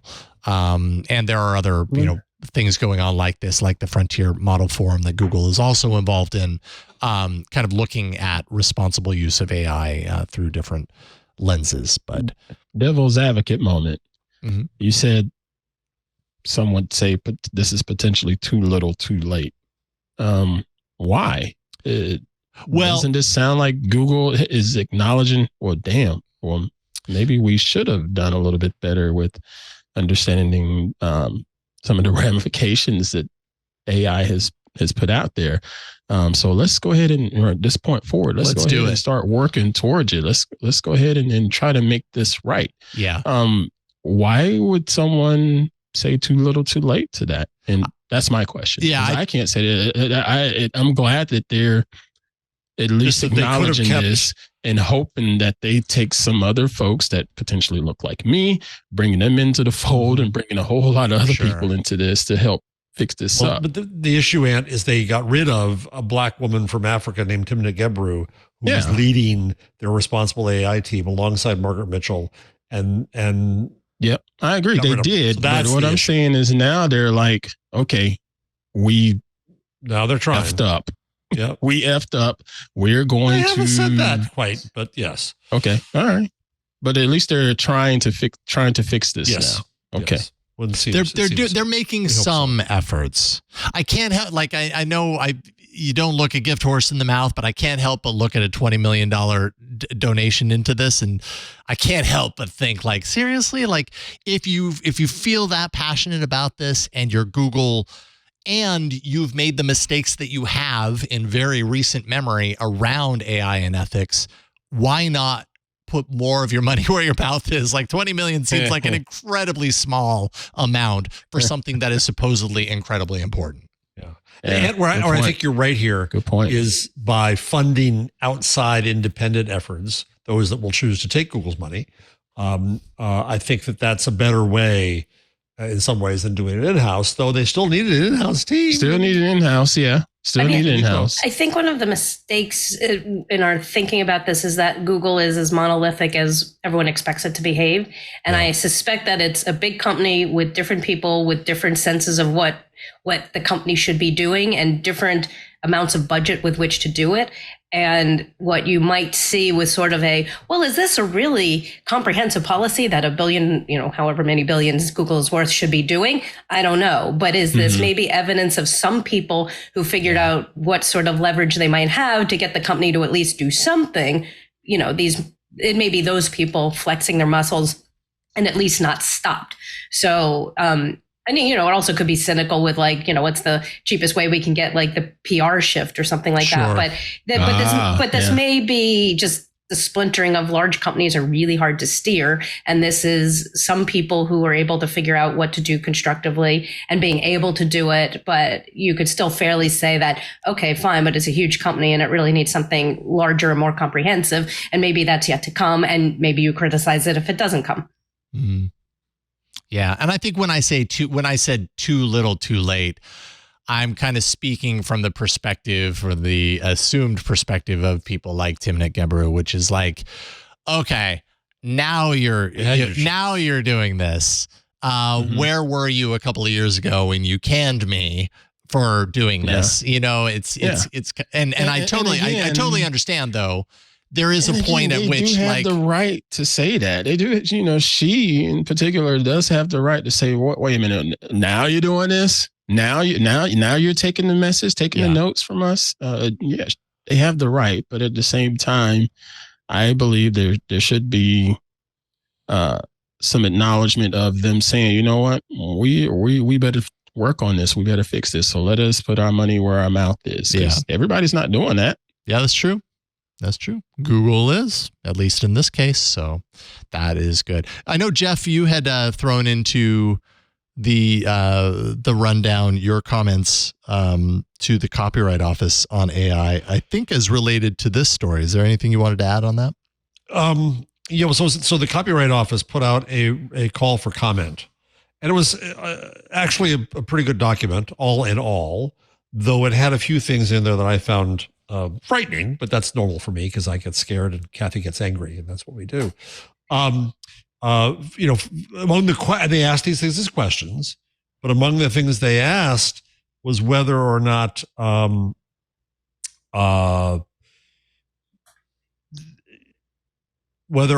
there should be mandated licensing of content to AI.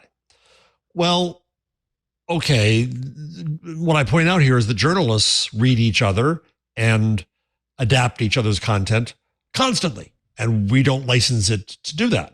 So what sets AI apart then? Should there be the Copyright Office asks an opt-in structure? You can't read from my content unless you get an opt-in. Well, that sounds kind of okay, but on the other hand, no. We have a right to read in this country. Part of the right to speak is also a right to read. And so there's tough issues around here. So I actually filed this as comments to the Copyright Office. Unlike Cathy, who actually gets into the Supreme Court and does things that have an impact, this will have no impact at all, except I got a blog post out of it. No, is this the one that's due on October 18th? Yeah. Yeah, because you're just making the rest of us look bad that we haven't done our homework yet. Oh, good job, Jeff. See, that's the problem, Cathy. See, I don't do the homework. I just blather my opinion out. You're actually going to do homework. I mean, I am aspiring to write a comment, but I haven't done it yet. So I'm sort of wait, I can't. I'm not ready to talk about my comment yet. I haven't written it, and I've got time. Am I late?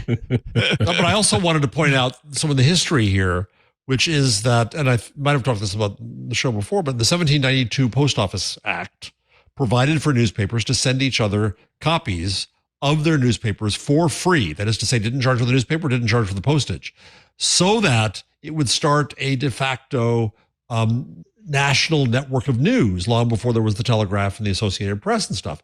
And newspapers employed people. Their honest to God job title was scissors editor. And they would cut out stories from the paper and then say, we can all run these stories. And it was okay as long as you credited them. That's all they wanted was to be credited. When copyright started, it did not cover newspapers. It did not cover magazines. It didn't cover news. Even when it did cover newspapers, there was an argument that news shouldn't be included. So this idea that, news is sacrosanct and the New York Times, you don't dare read our newspaper and learn from it as an AI, is ahistorical as can be in the concepts of copyright. And Cathy knows far more about this than I do. But even I know that based on this history, there are issues here. So I just wanted to kind of respond to this in my journalistic way.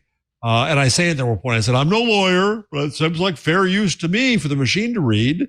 And if we restrict the machine from reading, does that set a precedent about us as humans being able to read? And that's what worries me. What is the difference? All right. Yeah. So if I don't have time to write my own comment, I think I'm just going to do +1 to everything Jeff said. There we go. I would like to give everything you just said a standing ovation. That was apt, fascinating, and I did not know about the 1792 Act, and that was juicy and delicious. And thank you for that. Now I got to get her angry to make the theme of the show continue. Well, I also go on about this thing I've talked about on the show before. My fakakta crazy concept of credit right versus copyright, and how we have to re-envision this idea that creativity is property, that art is the artifact, not the act, and collaboration and creation. And there's all these other ideas we've got to figure out here. So at the end, I just say, good on you, copyright, for asking questions, but please don't rush into any moral panic stupidity here. I'm not sure about that. Curious to have you read this and see what you think. Okay, because I'm not sure about that last point, because I think you're getting into moral rights territory, and there be dragons there as well. But but in terms of the right to read and everything, one of the things that's so scary about the moment in time we're at is don't train up your AI using my material is using the same legal levers and the same legal arguments as kids don't get to read books or kids don't get to read the internet. Like,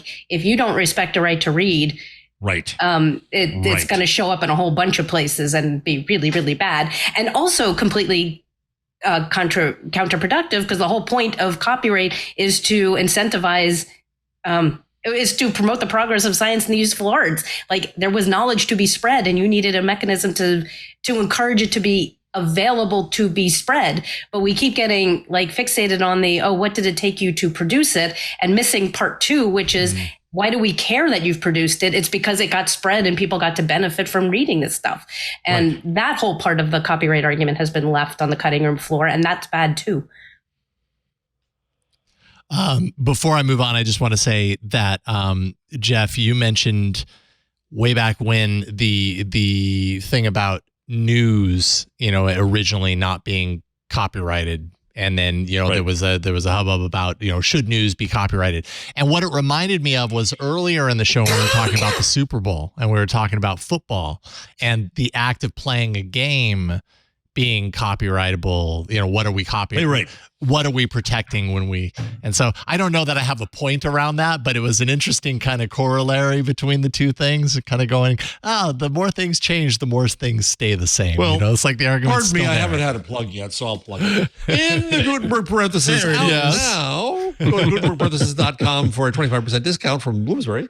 I argue that this whole idea of content and property is an artifact of the Gutenberg age. And before the press, we didn't think of this as content. We didn't think that it was owned. People copied things because that's the only way you could get a book, was to copy it. And copyright didn't come along until from 1450 to 1710, before that business model arrived. It's not a forever thing.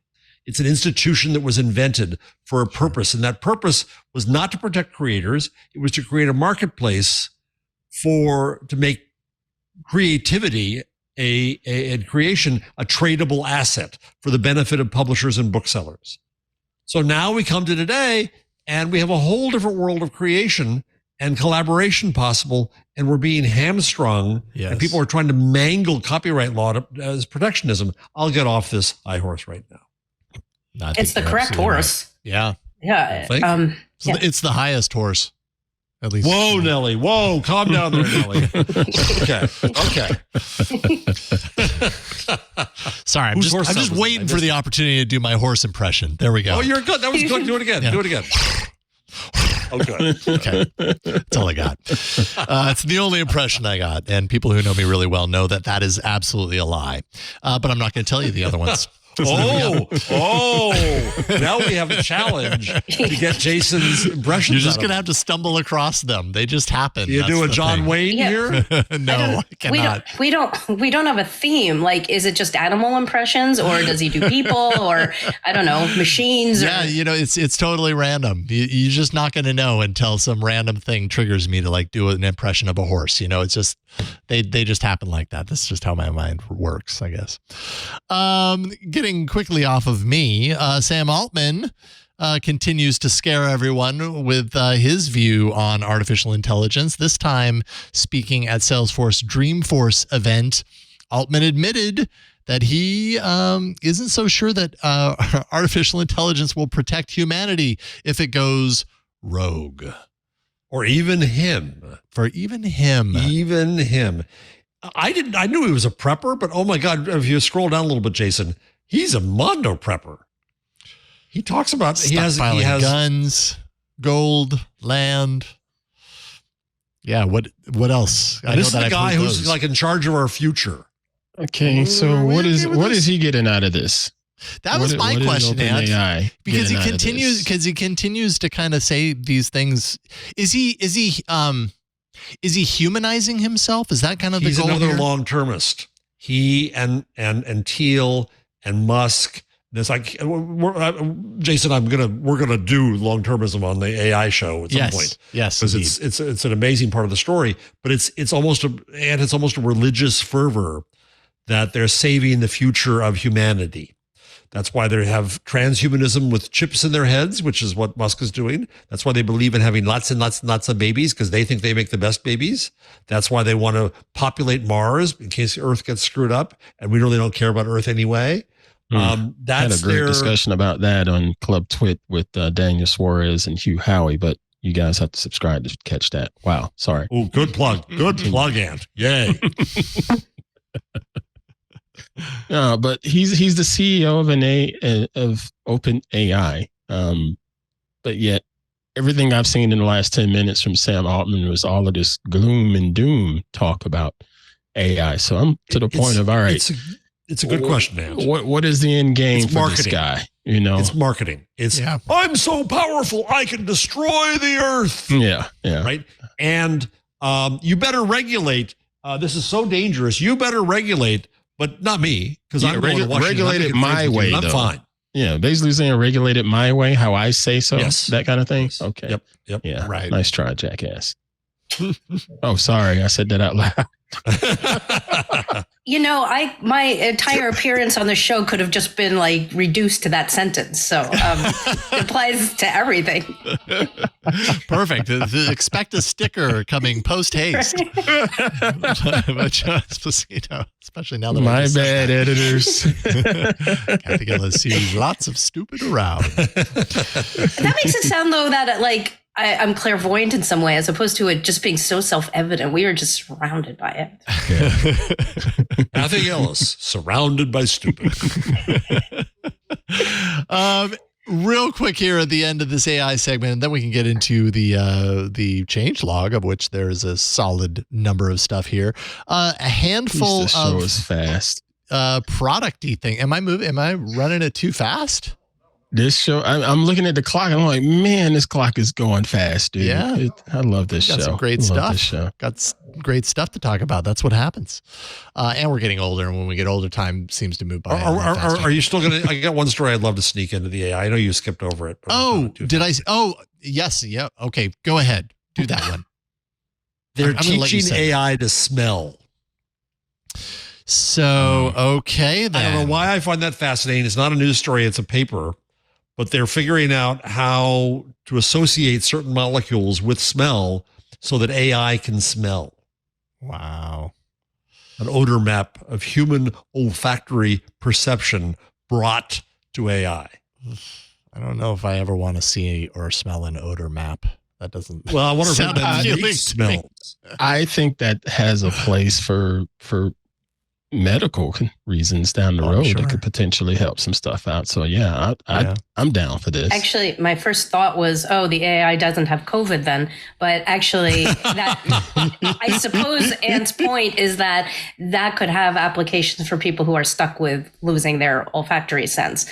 Right. But then the other thought that I had was, it's actually creepy, but I don't think for the obvious way. And I was thinking about it in terms of how, to the extent that AI truly approximates human intelligence, which I don't think we're anywhere near, but in theory, we're trying to get there.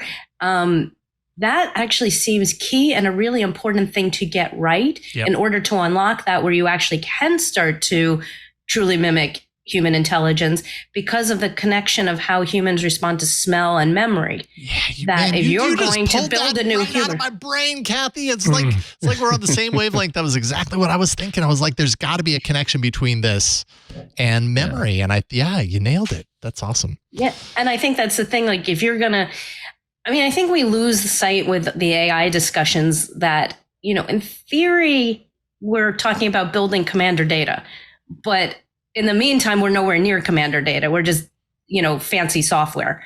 And I don't think we quite understand that there's this gap. But if you're shooting for a commander data, and it's interesting because I don't think the show actually ever dealt with him smelling things, but maybe I'm forgetting something. But I think if you're going to try to build something which could be sentient or so close to human that you can really approximate sentience in a way which is credible, that does seem like one of the key things you might need to get right along the way. Apparently, in the next generation, Angel 1, data is perfectly capable of smelling and accurately distinguishing a variety of smells. Just I appreciate that fact was so readily available to us. It's all on Google. Up and I actually feel rather embarrassed that I did not remember that myself. I am ashamed. I shall go watch some reruns post haste. That one episode. I'm thinking that the robot dogs will now be able to sniff. Oh, that'll be super accurate. Yeah, I'm fine with that. A robot dog, bomb sniffing dog. Right. I'm totally fine with that. And I listened to a podcast called Huberman Labs with Mr. Andrew Huberman. I believe he's at Stanford. And a couple episodes back, he spoke about this with far as memory in our olfactory senses and stuff. And it was really, really good discussion. And I could see AI tying into this and could be beneficial for some. Are we getting ahead of ourselves? Because the way you were talking about, okay, a bomb sniffing dog, okay, that makes sense. But we have machines capable of detecting aromatic molecules. We have smoke detectors. Mm-hmm. So in theory, like, what is different about what they're shooting for as opposed to what we currently have now? And that's a question I would throw out. Is that aromatic or? Well, ultimately, there's a molecule and you're detecting the molecule. So how are we detecting the molecule? Is it something where we have to process it in a way that it's a smell, like humans determine whether the molecule is there because of our sense of smell, or how do we understand it? But is that even important in terms of what the actual purpose is? You just want to detect the molecule. Right.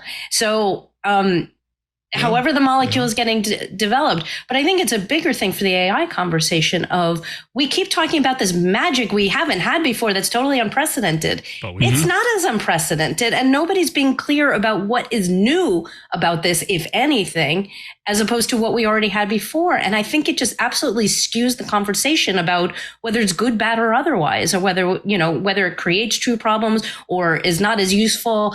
There's a gold rush mentality and like, oh, this is all fancy and new. Oh, yeah, true. I don't think that serves us, because I think it both sells snake oil, and I think it also masks benefits and it masks problems.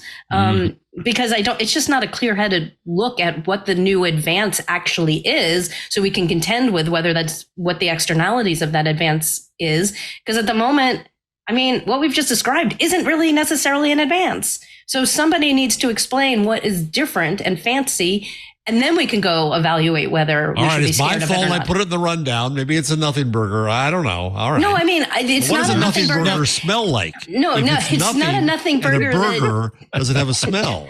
No, but it's not nothing that you did. My objection is not that we talked about it. My objection is that other people have put it in the public discourse as if this is like meaningful. And I think it's worth scrutinizing what is the actual meaning here. Amen. And like, even we kind of got like, ooh, fancy. Let's think of, in a very sci-fi way of what the implications are. Right. And I mean, that's not necessarily bad and inappropriate. And, we're doing a show, so why not? But it was kind of interesting to take a step back and say, hang on a second. Yeah. Let's look at this a little more closely. And I think the thing that the AI discourse needs more of in general is let's step back and look at this more closely and figure out if there's even a there. Well, yeah, what that reminds me of on like the visual arts side of things is Photoshop has existed for a very long time. It has allowed people to do things with photos that at one point they may have felt, has been copying, or, that's a step too far. Now that Photoshop has AI, capabilities, people are upset about it again, or artists are upset that it easily, can duplicate their style or whatever. And just kind of sometimes it's like, because it's the new thing and it's the new technology, we are angry. But why is the anger there? Is it actually the technology, or is it something else? Because Photoshop has always been doing things that really kind of pressed up against the lines of what anyone thought was possible before. And that's just what's happening now. But why is it different? That's my point about the marketing. The same reason that 5G blew up. Everyone was trying to say, ooh, you're going to want 5G. You're going to want 5G. And then everyone like pattern matched and is like, hang on, we're going to hate 5G. And the branding blew up. But I think the same thing is happening with AI, where everyone's talking about, hey, look, our Photoshop software got more sophisticated. We can do things with less computer power or produce quicker results, whatever. But we're not talking about like oh, our software is just better. Yeah, our software it's is now just new improved. and fancier and different, and it's using this fancy thing. And everyone's like, oh my gosh, and this fancy thing, it's actually scaring me. So now we've all got pitchforks and torches going after the fancy thing, when the fancy thing was really just branding, because nobody's really distilling what the difference is. And the extra shame of it is there actually are cool things where what are the advances we are making that bring us more to a commander data world? And they're all like drowned out by just marketing crap where we made our software better. Well, okay, you could talk about that. How is your software better? But we're not having a realistic conversation about how the software is better. We're talking about something that's close to a marketable form of magic. And this is not useful. Yeah. You confused me. I kept on thinking you were saying, I'm not enough of a sci-fi fan. I thought you were saying command or data. I thought this is some doctorate, some legal doctorate I'd never heard of. No, I'm not entirely sure why I referred to him by his title and not data, or I was just afraid of like, I could have said Mr. Data. Well, I don't trying to be respectful here. I know. I was really sort Data of like Esquire. Respecting the office of Commander Data. I don't. Yeah, I'm not quite sure what that says. I was confused. And then real quick, Amazon, eBay, both basically taking a page out of the same book because they're both have a tool to generate product listings for selling things. So, using generative AI. So it's going to get even. That's interesting, Jason, because the conversation we had before about Google and political ads, thou shalt reveal AI. All right. Number one. Number two, Amazon has now required that if you put a book up or something, you use AI. You're supposed to say so. Fine, good transparency. Sure. However, then they turn around and create tools for the advertisers to create AI. And I suspect it's not going to tell you it was created with AI. No, probably not. Yeah, that's a good point. If it's, I mean, yeah, are you playing by the same rule book or are you not? Yeah. In the case of this, it's product details. It's money being transferred from one person to another. One would think those would be, reasons to disclose for the same reason, that the other things are required to be disclosed, because they also carry consequences if they are not, and somebody makes the wrong decision as a result. Yeah. So that's interesting. I wonder why. I have to go back. I'm sorry, it's another Gutenberg moment. I know I have my quota for the show, but you owe us two more. Everybody's got to get drunk. So, the first days of print, no one trusted print because the provenance was not clear. Anybody can make this. Anybody can make a pamphlet. Mm-hmm. Anybody can make a tweet. Anybody can use AI. These new tools are at first always distrusted until we come up with the systems. And this is an effort to come up with systems to know what we're dealing with. But in the end, it's still about the responsibility of who uses the output, and do they check it, and do they stand by it? How about anything created by AI is given on the internet is required? The font is required to be in a very specific color that cannot be used on any other purpose. It is just a Comic Sans is owned by AI. Yes, I like that. Right. Anything that is AI. Oh, that's perfect. Actually, anything that is generated by AI, it has to be printed in Comic Sans, and then we know. I was thinking about the color. I want to see the IP litigation between Pantone and anybody claiming to roll out whatever color it is you've just described. Sometimes it's also dysfunctional. There's no one to root for. You just want to get them in the boxing match and watch them kill each other. It's a specific color, and it's Comic Sans, and I think we've solved it. I think we've found our answer. And then Adobe has AI for Creative Cloud users. It's generative AI for Creative Cloud users. They're they're raising the plan prices, so they weren't offering this before. I've seen generative AI in some Adobe products that I've been using, Photoshop primarily, but that's been beta, and now they're pushing it out. That's correct. We've had Firefly for several months now from Adobe, and it was only available as a beta product, and you had to have an Adobe account to be able to go in there and use it. And now they're putting it into the actual Creative Cloud package now. So you get it by default if you're already paying for that monthly subscription, like someone like me. Yeah. And the pricing is going to go up. And quite honestly, I didn't really see that as news, because that's business. Everything's going up in price. Heck, I'm paying more for freaking YouTube TV and everything else. So sort of expected this to happen. You can't expect them to put on all those football games for free. That costs a lot to script and to cast and to. Yeah, true. Well, there we go. That was This Week in AI. Before we go to the changelog, any last stories? And we'll do the changelog and picks and stuff. God, we've covered. We've talked about a lot of the stuff from this doc. You always do a good job, Jason. We've moved through it. Through a lot. Oh, I did want to. I wanted to sort of circle back real quick, though. And this is from way earlier in the show when we were talking about Google. I mean, this is This Week in Google. When we were talking about the Pixel launch coming up here in a couple of weeks. Yeah. I wanted to give a shout out to you, Mr. Howell, for unintentionally telling me not to buy the Pixel Watch, the original one.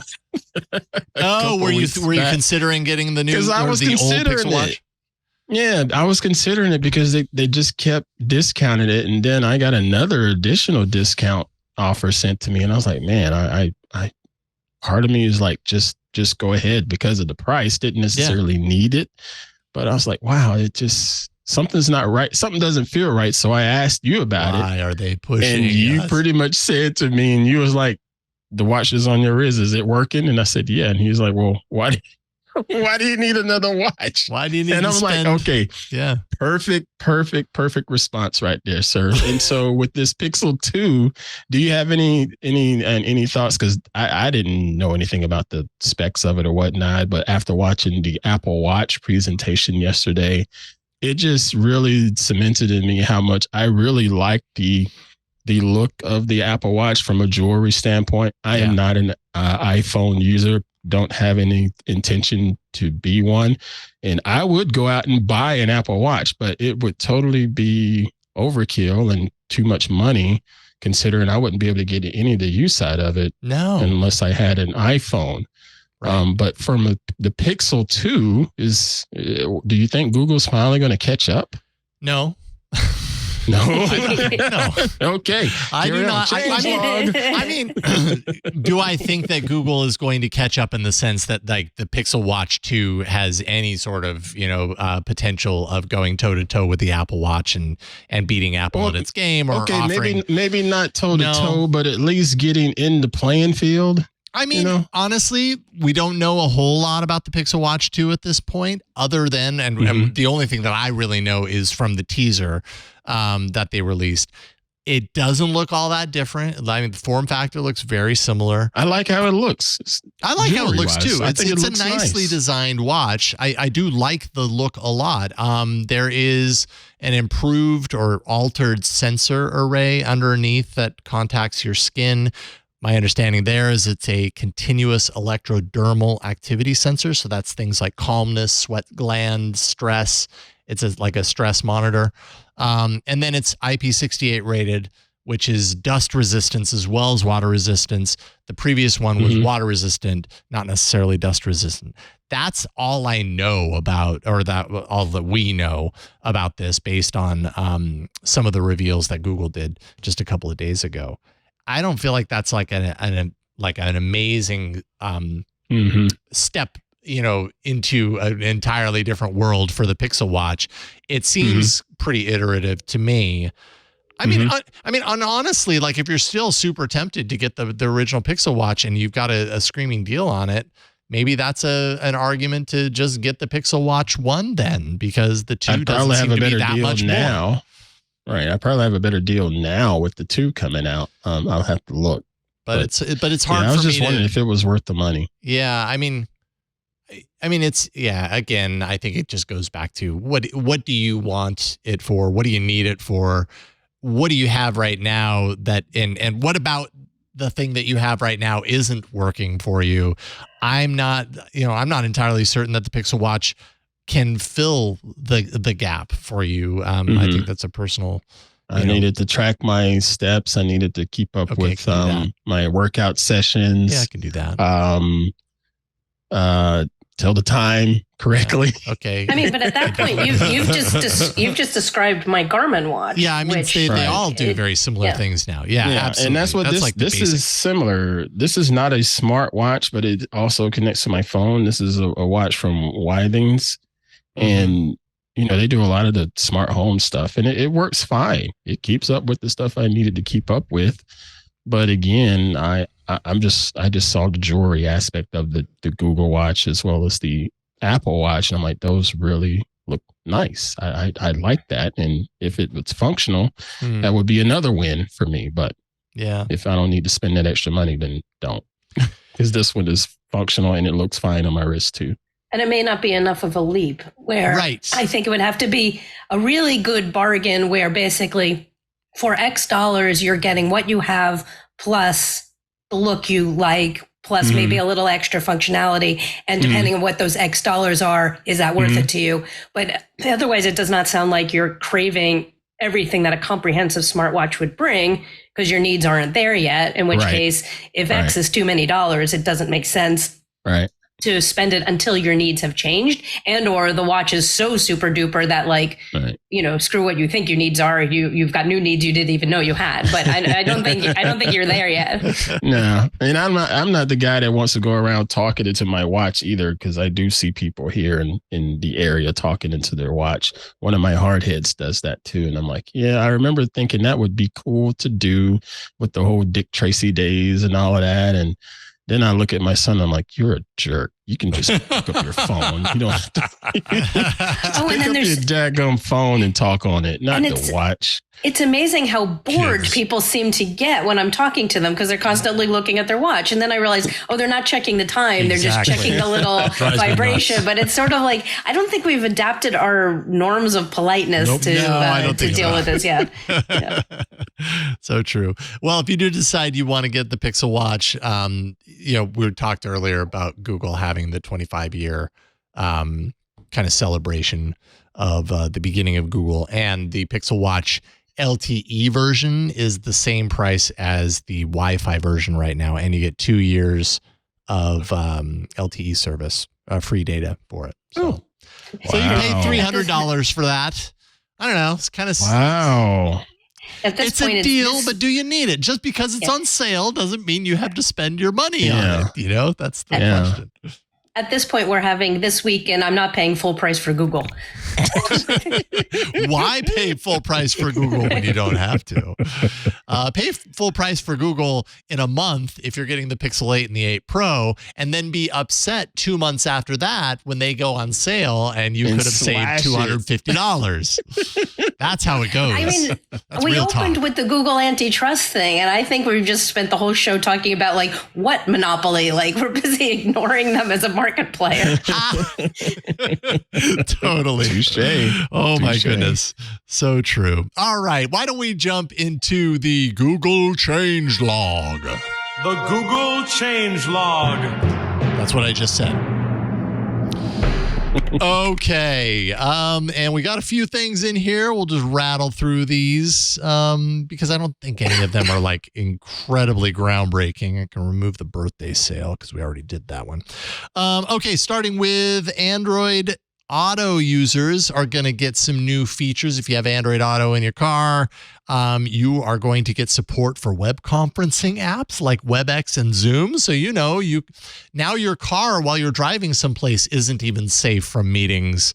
You're going to have to join those meetings because your car allows you to do that. Maybe that's a feature. Also, things I think it's just getting it off your phone. Because I've done, a lot of people do Zoom. That's true. Zooms from cars, and I've done Zooms from cars. The bigger issue is you can't be tempted to do it while you're driving, but a lot of people pull off and park and Zoom from their phone, and now in theory it's better integrated. Yeah. Well, and Prime Video as well. I'm guessing some of these things aren't actually. Well, no. I mean, how would the app know if it's not? If it's streaming from your phone, it wouldn't know that you are driving necessarily to know that it can't serve something. I'm thinking of. They think they can. They think they can. Exactly. They think they can. They can. The problem is this is we sort of have one reflex to say, well, the software base should be smart enough not to let us do things when we're driving. On the other hand, we really should have a reflex to say software should mind its own freaking business and, trust us to be grown-ups. I kind of think we shouldn't give up that reflex so easily, even though there are going to be some stupid people who will basically do it while they're driving because they can. And then they'll have some horrific accidents. Yeah. ScooterX is giving some valuable additional information here. Prime Video is one example. Select Renault. What is it? Renault, Polestar, and Volvo cars, other brands to follow. And they say whether you're, is it Renault? Renault. Okay. Renault. I'm old enough to remember when Americans said Renault. Renault. We've learned. Renault. Le Français. Whether you're waiting for school to let out or charging your vehicle, you can now catch up on blah, blah, blah, blah, blah. So there, I imagine that means positioning it as if you are parked and not driving, which is the safe way to go. So there you go. Find My Device 3.0 rolling out. I don't know that I know any of the features, but I do know they changed the logo.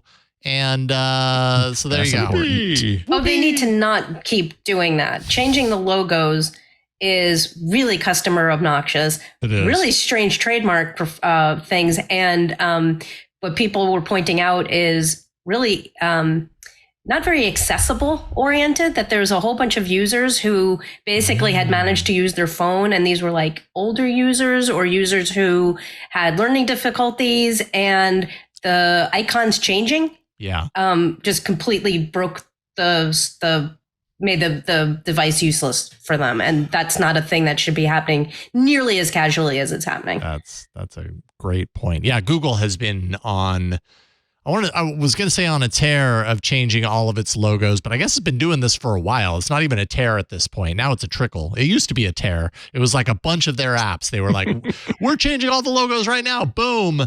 And then slowly over time, the remaining ones are being changed, as is Google Find My Device. And I don't get it. I live in IP world where everyone's like, we need more power for our IP monopolies to cover our trademarks. And you're just like trashing your trademarks. Like, people recognize that when they saw this thing, it meant you. And you're like, well, now we're going to like change it. So you'll now have to look at a different thing and recognize this. That's not the way why have trademark law at all if we don't actually care about that form of consumer recognition? Yeah, we don't want people to recognize us.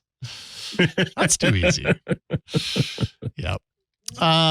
Chrome apparently for the desktop is getting a change. I don't know why I put this in here. Usually I don't include things like material you design language changes, but apparently if you're using Chrome on desktop, which a lot of people do, myself included, you'll see the look and feel of it changing, things getting more rounded, pastel-y. Primarily things like that. Oh, well, that's going to drive me to use the platform. I was looking for a kinder, gentler, more aesthetically rounded experience, or else I just didn't want to use this browser at all. There you go. See, it was done for you. Rounded edges does it for you. She stopped being angry as soon as she saw rounded edges. I don't know if you can tell with my edges. Yeah, I mean, let me just be clear. That was sarcastic. I don't want to be known as that sort of user. I don't know if dark mode will still be supported, but if it's not, Jeff will celebrate. Google Visitor Experience. Apparently, if you go to the Google campus in Mountain View and you are not an employee but a visitor, they have new public spaces, a pop-up shop featuring. They got rid of the shop. And store. Last time I was out there, I thought, I'll go to the shop. It's always fun to see what gone. It was gone. Oh. Now it's coming back. Now it's coming back. Now it's bigger and better than ever. So reinstalled. So you're not just not paying full price for a Google product. You may not be able to buy it at all. But depending on why you're there, they might give you like a free T-shirt or a pair of binoculars. I remember, God, how many years ago went to Google I/O and we did This Week in Google inside the Google campus. Do you remember this, Jeff? I know you were there. And they had a studio in there that they brought. And I was not on the panel, I don't believe. I think I was there as producer or whatever. But you were going to do Android the next after us. Maybe that's what it was, because I know I was there and I watched This Week in Google. And we got T-shirts galore. We got T-shirts, but we also got binoculars, because I still have the binoculars, and they were really good binoculars. So they should sell those in the store. Interesting. Yeah, it was very interesting. It was a strange kind of swag, like Google branded swag, but I'm for it. It was awesome. Wait. Google's going to feed you the first ever Google public cafe. Oh, so you can eat like Googlers and do. Explore our hardware products and services in person at the first brick and mortar Google store on the West Coast. You said you can eat like Googlers. You mean out of an RV? Is that what you're saying? Yes. That's where the store is. Well, I want you to remember the last time I ate at Google, there were no cookies. There was no dessert. It's fallen apart. I'm telling you. I've had only disappointing meals at Google, oddly, because I haven't been invited a ton, but I've been invited a couple times, and like we were in one of the outposts that just didn't have anything or closed down early. But one of my great regrets from .com boom 1.0 was never eating in the Silicon Graphics cafeteria, because that was thought to be the best in Silicon Valley in the 1.0. And I never actually got there, but the store is opening on October 12th, the plaza. Yeah. Under the big new dome canopy thing. Okay. Oh, okay. Big sci-fi dome. Chromecast with Google TV now getting support to stream gameplay from your PS5. So if you have a PlayStation 5, you can actually stream to your Chromecast with Google TV. I thought that was kind of neat. I'm not sure if they do that with other, have done that with other gaming systems in the past. I don't seem to recall that, but I could be wrong. But that is great for PS5 owners. And finally, if you're using YouTube and you are part of this limited test, when you're watching a creator and you know how they always hit that point to where they're like and subscribe, just smash the subscribe button down below, subscribe, whatever. Apparently YouTube's going to detect when they say that, and they're going to flash the subscribe button on the screen. So, a little bit of interactivity, a little multimedia experience. Instead of forcing the creator to do an animation themselves. Or point to the screen wherever it happens to be. Subscribe to me down there, or wherever it is. They're going to flash it. I mean, I used to. Yeah. That's pretty. I don't know. My web development skills before I went to law school got me to the point where I probably could have coded that to happen like 20 years ago. Right. What I'm trying to understand though is hard. I don't know that this is coded in to have like is a creator setting a point and saying at this point in the video I say subscribe and that's where it blinks, or do they have systems that recognize? I mean, they have the transcript, so maybe it's where they get to that point in the transcript and it says don't forget to subscribe. It recognizes that, it flashes the button. I'm just curious to know how it actually works. But of course, I do videos about business models and news, and I talk about how people don't subscribe to newspapers. They should subscribe more. What do you mean you don't subscribe? Go flashing. Newspapers just need an automatic detection of that and a subscribe button. That's what newspapers need. Oh my gosh. Could newspapers have any more obnoxious UI than they already have as their websites? And to the point of they are self-defeating because their sites are so ugly and so unusable that if I'm lucky enough to get past the paywall, which is a big giant if, I don't want to be there anymore. I still can't read the article. And I'm willing to indulge in, advertising to support it, especially to not have the paywalls. But these things are so poorly designed. They're just obtrusive and you can't read anything. Mm-hmm. You just want to throw your computer. Like and subscribe. That's not the actual video. There is actually on the 9 to 5 Google, there is an animation of a video and kind of what it looks like. It's actually pretty subtle around the subscribe button. You see it kind of glimmer a little bit, blink, blink. But anyway, there you go. Possibly coming soon to a YouTube. I didn't look at the Discord for 5 minutes. There's 100 more GIFs there. All about subscribing. I wonder how this will interact with folks like me that watches YouTube 95% of the time on the television interface versus the computer or mobile device. I'm guessing you probably I still go into different. some of that stuff. I still go and hit like on videos while I'm watching it on the television from my couch. I still go and hit like if I need to or dislike, because I like how things are curated for me. Yeah, and I wonder if this will work on the television. Also, what about full screen videos? Yeah, there's that too. If you're full screen, will it do anything? Yeah, I'm guessing that it won't. I imagine it would only show this if you're actually find out soon at the thing. Yeah. But at the site. I think on all the Twit podcasts, we've got to say subscribe. Yes, every time. We're just going to say it We like better. 20 times now, just to like keep you on your toes. Make sure that you're doing it. And Subscribe, that, We also download, need a and share join it. button. and with that, subscribe to the Google Changelog. Real quick before we get to picks and tips and tricks and all that kind of stuff, want to take a quick moment and let you know a little bit about something we do here at TWiT that has become incredibly important to how we do business, and that is the Club TWiT. $7 a month. All you got to do is go to twit.tv/clubtwit, and when you're paying $7 a month, you get access to so many awesome things that we are doing. Yes, you get access to the shows that you're watching already. This show, and all the other shows that you can get through your standard RSS. You get access to those, no ads included. So, it's just the content. This ad isn't even there if you subscribe to Club TWiT. You get access to TWiT Plus podcast feed, which is a special feed just for club members. Includes so many like different shows and events. I mean, Ant, you are busy as the coordinator of so much of the stuff that happens at Club TWiT, creating just a rich kind of calendar, a schedule of events for these things that only club members get to enjoy. You do a fantastic job with that. Thank you, sir. I try. Yeah. We've been having a lot of fun and on the TWiT Plus feed and doing the book club with Mrs. Stacy Higginbotham. She's Right. not here on This Week in Google anymore, but she's still doing the book club. And we've picked a new book and been able to speak with some sci-fi authors recently and doing some AMAs. And we got a lot lined Stacey up here. likes Ant more than Leo and me. Well, you Stayed said with it, Ant, not me. but not us. You said it, not me.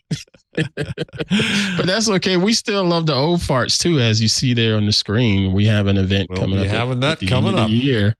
The old farts fireside chat. It's going to be a lot of fun. So yeah, check us out, y'all. $7 a month. That's pretty much how much one of your Starbucks Near coffee free costs. as you can get. So just throw away one of your coffees in the month and subscribe to Club TWiT and help support our network. It really does help us out. Appreciate it. It really does. And it's always at this point when I realize, oh, dang, I didn't make my event for AI Inside, which is the title of the AI show. We've selected AI Inside. And so while you were talking, Inside. Ant, I created an event for it. I didn't put any description information in there. I'll have to do that. You do it later. It'll be all right. Yeah, and the art is not final art. It was just some random thing I used in AI to create. So we're true to our word when it comes to AI here on this show. But yeah, tomorrow, which is Thursday, September 14th, Jeff Jarvis and I are going to be recording at 1 p.m. Pacific. And actually, I think definitely with this show, and I think with a lot of the other shows potentially, but we're going to be recording live so on the live stream. But if you want to get to it after the fact, you have to be a club member. So twit.tv/clubtwit to get to that after the fact. But yeah. And like I said, the conversation I had with Daniel Suarez and Hugh Howey, that still just, I'm beside myself for even being able to have that That's opportunity. Awesome. Those two dudes, they shared a lot of great information, being prolific sci-fi authors, and now have a TV series that's super popular, and just shared a lot of insight on the process and a little bit of inside baseball. And for them to be two friends that knew each other, it turned out to be a really good conversation. That's amazing. That's amazing. I love all the stuff you're doing there. And everybody, you're going to love it too. So twit.tv/clubtwit, you get the feed, you get the no ads, you get the Discord that a lot of this stuff is even accessible through.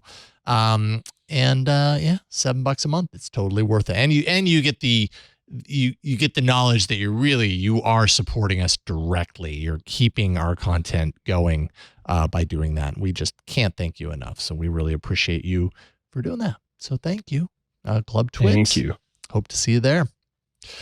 All right. With that, we have picks, tricks, tips, anything you want to talk about. And Cathy, I forgot to give you the heads up on that ahead of today's show. So if you don't have anything, that's quite all right. If you do have something, though, share it. I will mention something in passing, but it's not a very tangible thing. Sure. Okay. Do you want to go ahead and start it, or you want to end it? Boy, we just really brought too much attention to it. The thing that I am happy about as a favorite thing is I accidentally, well, I keep saying accidentally, but it wasn't planned exactly, but I spent a couple of days in Rockport, Massachusetts, and I liked it. I was missing coastal New England, and it was a nice chunk of coastal New England. And I went kayaking and looked at the old buildings and had good clam chowder. And it was exactly what I was craving because I hadn't experienced coastal New England in a while. And so I appreciated that it was there and it wasn't too hard to get to. And there I was. Very nice. I've never been. Simple pleasures. That's what we're talking about. Absolutely. I'm just kind of flipping through some of the images on Google because I've never been to Massachusetts. Really, my East Coast exposure is very limited. I have not spent much time on the East Coast, to be honest. Well, we have to fix that. You got to get out here, man. Apparently, because it's beautiful. This place looks awesome. And it is 78 degrees there right now, just so you know. And only 5.5 hours to get there from San Francisco. So. Using very specific vehicles, not all vehicles. No, I transport there. That's all you need to know. Excellent. Well, thank you for that, Cathy. Jeff, I know we already kind of blew the lid off of the I got another one here. But if we can get it up, the site is very slow, but it's pretty cool. So there was a I think it was with Microsoft and MIT, I'm not sure, working with the Internet Archive, has a huge and growing archive of AI-generated audiobooks. So the stuff that's and stuff that's up there. Here we go. Yes. So right. So if you search for, let's say, Twain, if you do a Command F search, and just pick one, you can hear the voice. See here. Oh, can't hear his audio. It up. Oh well. Oh, hold on. Project, oh, you got to turn or up give feedback on the quality of a recording, please visit That's just the intro thing. apay.ms/audiobook. Christian Science by Mark Twain. Preface. Book I of this volume occupies a quarter or a third of the volume, and consists of matter written about 4 years ago, but not hitherto published in book form. It contained errors of judgment and of fact. I have now corrected these to the best of my ability Not bad, and later huh? knowledge. Not bad. Book 2 was written at the beginning. Not great either. I mean, he did say book I. It said book I. Nah. Right. It's better than the automated stuff I've heard before. Yeah. True. I mean, yeah, it's not perfect, but man, these things keep getting better and better. Let's get in there. For sure. As somebody who's, I hope, soon going to be recording my own book, and boy, is it hard. It is really, really hard to do that. I bet it is. As you can imagine, for me, mush mouth that I am. Mr. Jarvis, I've been reading your book aloud, and it is, like you said, it's tough. With your particular content, that is tough to read aloud, man. Wow. How you doing with the Latin? So good luck to you with your audiobook. I look forward to it. Indeed. Wow. Gutenberg parenthesis. There you go. Anyway, so that's that's a project at I don't know what do they call it here? The Project Gutenberg Open Audiobook Collection. There you go. Right on. All right. And then Ant, what you got? My 2 picks, I'll keep them quick. First one is, as of today, recording this show here, Adobe has announced its fall updates for the Adobe video packages, focusing more on Premiere Pro and After Effects. We got some performance boosts, of course, because, Premiere has been known to be quite slow at times, but it's gotten better on its performance. And then they've updated the text-based editing tool, which is based off of Adobe Sensei AI. And I got to tell you, it was already pretty good, but now they've added some more features to pick up pauses and things like that. in a group, for the whole transcript or what have you, and be able to knock it out in one swoop to make your cuts and stuff. And for social media content or just, quick and dirty promotional content, that tool is really, really, really good. And I believe our team uses it as well. So yeah, that's on my website, antpro.com. We got a link in the show notes where you can go and check out the information on that update. And lastly, I was a guest on another podcast. Comedian and writer Marina Franklin invited me on. I listened to her show a lot, and she invited me on a week or so ago, and we talked about AI.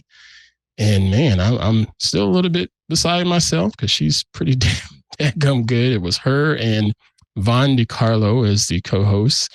And we had a good time just talking AI and talking about the moral panic and talking about the good things, the bad things, and how there's a lack of middle ground on the coverage of AI other than myself. And yeah, check it out. It's on the Friends Like Us podcast by Miss Marina Franklin. Nice. Good work, sir. Thank you. Yeah, Friends Like Us. Check out that podcast. Mine.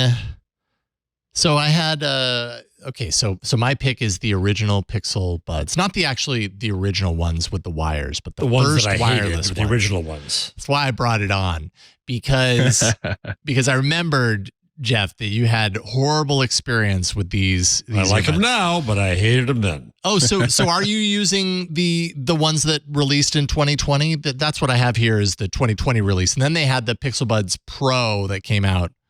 No, I have the. Or do you have the Pixel Buds A, or which ones do you have? A, I guess it was. I got Series A, and I liked them, but one of them burned out here recently. So interesting that you mentioned that. So yes, I liked the Series A as well. This is the one that I got back in 2020, kind of like their first in-ear version of. Yeah, that was the bad one. The Pixel Buds, the bad one. For me, I actually had pretty good experience. In fact, I've used these so much over the last 3 years. They've been, in many ways, they've been my go-to. I know that you had a lot of issues with them, Jeff, and I think early on I did too, but I think software updates must have addressed it because over time, I didn't experience any of those issues. But the reason I'm even bringing this up today is because last night I went to use them. Actually, I went to use them another time and I just chalked it up to, they must need to be charged. Last night, after I know they were plenty charged, I went to use them and the right earbud no longer works. Like it's absolutely dead, completely blank. And I don't know. I don't know if I was bringing them on to like make fun of them because they only lasted 3 years, or praise them because I've used them so much. But I guess it's both. I guess in the realm of wireless earbuds, like they only have a limited lifespan. That's just the fact about these things. They have tiny batteries. You're going to burn through them eventually, or they're just you're going to use them in some other way, and they're not going to last forever. And there's a part of me that doesn't want to get rid of these because I used them so much, but I have to now. I know. Got one that works, and I still can't get rid of that daggum case. It's like there's one here that is just not working, but I can't throw them away. And I want to give kudos too, because again, I mentioned earlier, hardheads, they're iPhone people, and so they got Apple Watch and whatever. How dare they? But they use Pixel Buds. Because Pixel Buds, they're like, these sound better. They have actually College Boy does have the AirPod or whatever they called, but he admitted too that Pixel Buds look better and would rather have them. That's interesting. Yeah, I wonder how other people feel about that too. I haven't spent much time, if maybe popping them into my ears for 5 minutes with AirPods. I just never liked the dangle thing. It's just not my not my cup of tea. Me neither. But anyways, and I do think that it is possible to replace these on a per bud basis. I don't know about this old one. I know you can on the more recent ones. Yeah, the newer one is so good. I mean, it works now. Yeah.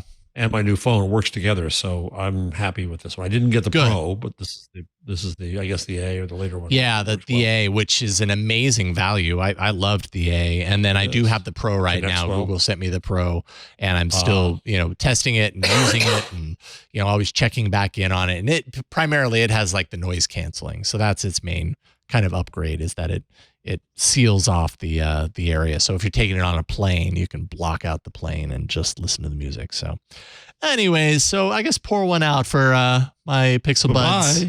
Goodbye. Goodbye, bud. See you later. Goodbye, bud. This bud's for you. Yes, exactly. Hardly knew ye. Go ahead. Go over there. But don't fall off the table, because I'm not ready to lose you quite yet. We have reached the end of this episode of This Week in Google, and it's been a lot of fun. It always is. I love the directions that we go. Sometimes they are planned. Sometimes they are very unplanned, like the Coke recipe. That was delightful. Maybe I'll share the recipe with someone. They can make it, report back, and let us know how it is.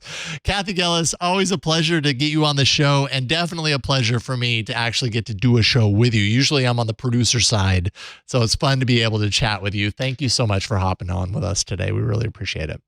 Always fun. Absolutely. Of course, can find your work at TechDirt, cgcouncil.com, and then Mastodon. That's your social of choice? I've largely abandoned Twitter, so I'm at Cathy Gellis. I'm at mastodon.cloud, and I also have the same handle at Blue Sky. Right on. Awesome. Well, Cathy, we'll be in touch. We'll have you back again real soon. Thank you. Great. And Pruitt, my office partner in crime, and but not today. You're at home. But anyways, it's always a pleasure getting the chance to talk with you on the show, Ann. Thank you so much. Likewise, sir. What do you want to point people to? Your prints? Yeah, keep going. antpro.com/prints. I've been trying to work on some new prints to put up there. I only have maybe 2 new prints out there right now, but it's been a little bit busy, and it's football season, so things going to slow down with me in that camera, but it is what it is. So antpro.com/prints. Right. Please and thank you.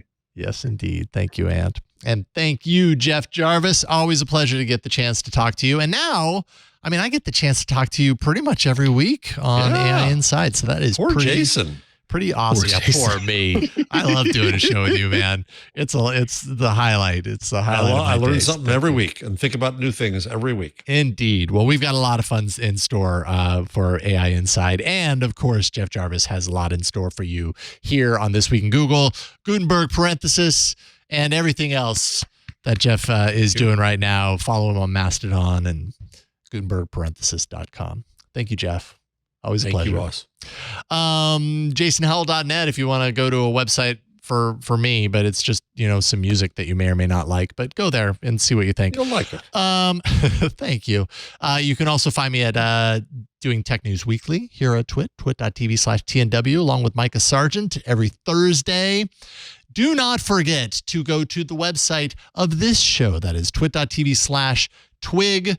And the reason that you would want to go there is because you can subscribe very easily from the page. And did I mention how important it is if you like a show here at TWiT to subscribe to it? I know you might get it a million different ways, but subscribing is really, really important. So please do that. And that is, that goes for live viewers as well. If you're watching us record live, you're probably joining us every Wednesday, 5 p.m. Eastern, 2 p.m. Pacific, 2100 UTC. And if you're doing that, still subscribe. It's good to get it in both directions. And that way we can say, hey, we have lots of listeners, and then we get money so that we can continue doing shows. I'm just being honest. Yeah. So anyways, we love doing these shows for you. Hopefully you love watching and listening to them. Thank you so much for supporting us throughout the years. And we will see you next time on This Week in Google. Bye-bye, everybody. Hey there, Scott Wilkinson here. In case you hadn't heard, Home Theater Geeks is back. Each week, I bring you the latest audio-video news, tips and tricks to get the most out of your AV system, product reviews, and more. You can enjoy Home Theater Geeks only if you're a member of Club TWiT, which costs $7 a month, or you can subscribe to Home Theater Geeks by itself for only $2.99 a month. I hope you'll join me for a weekly dose of home theater geekitude.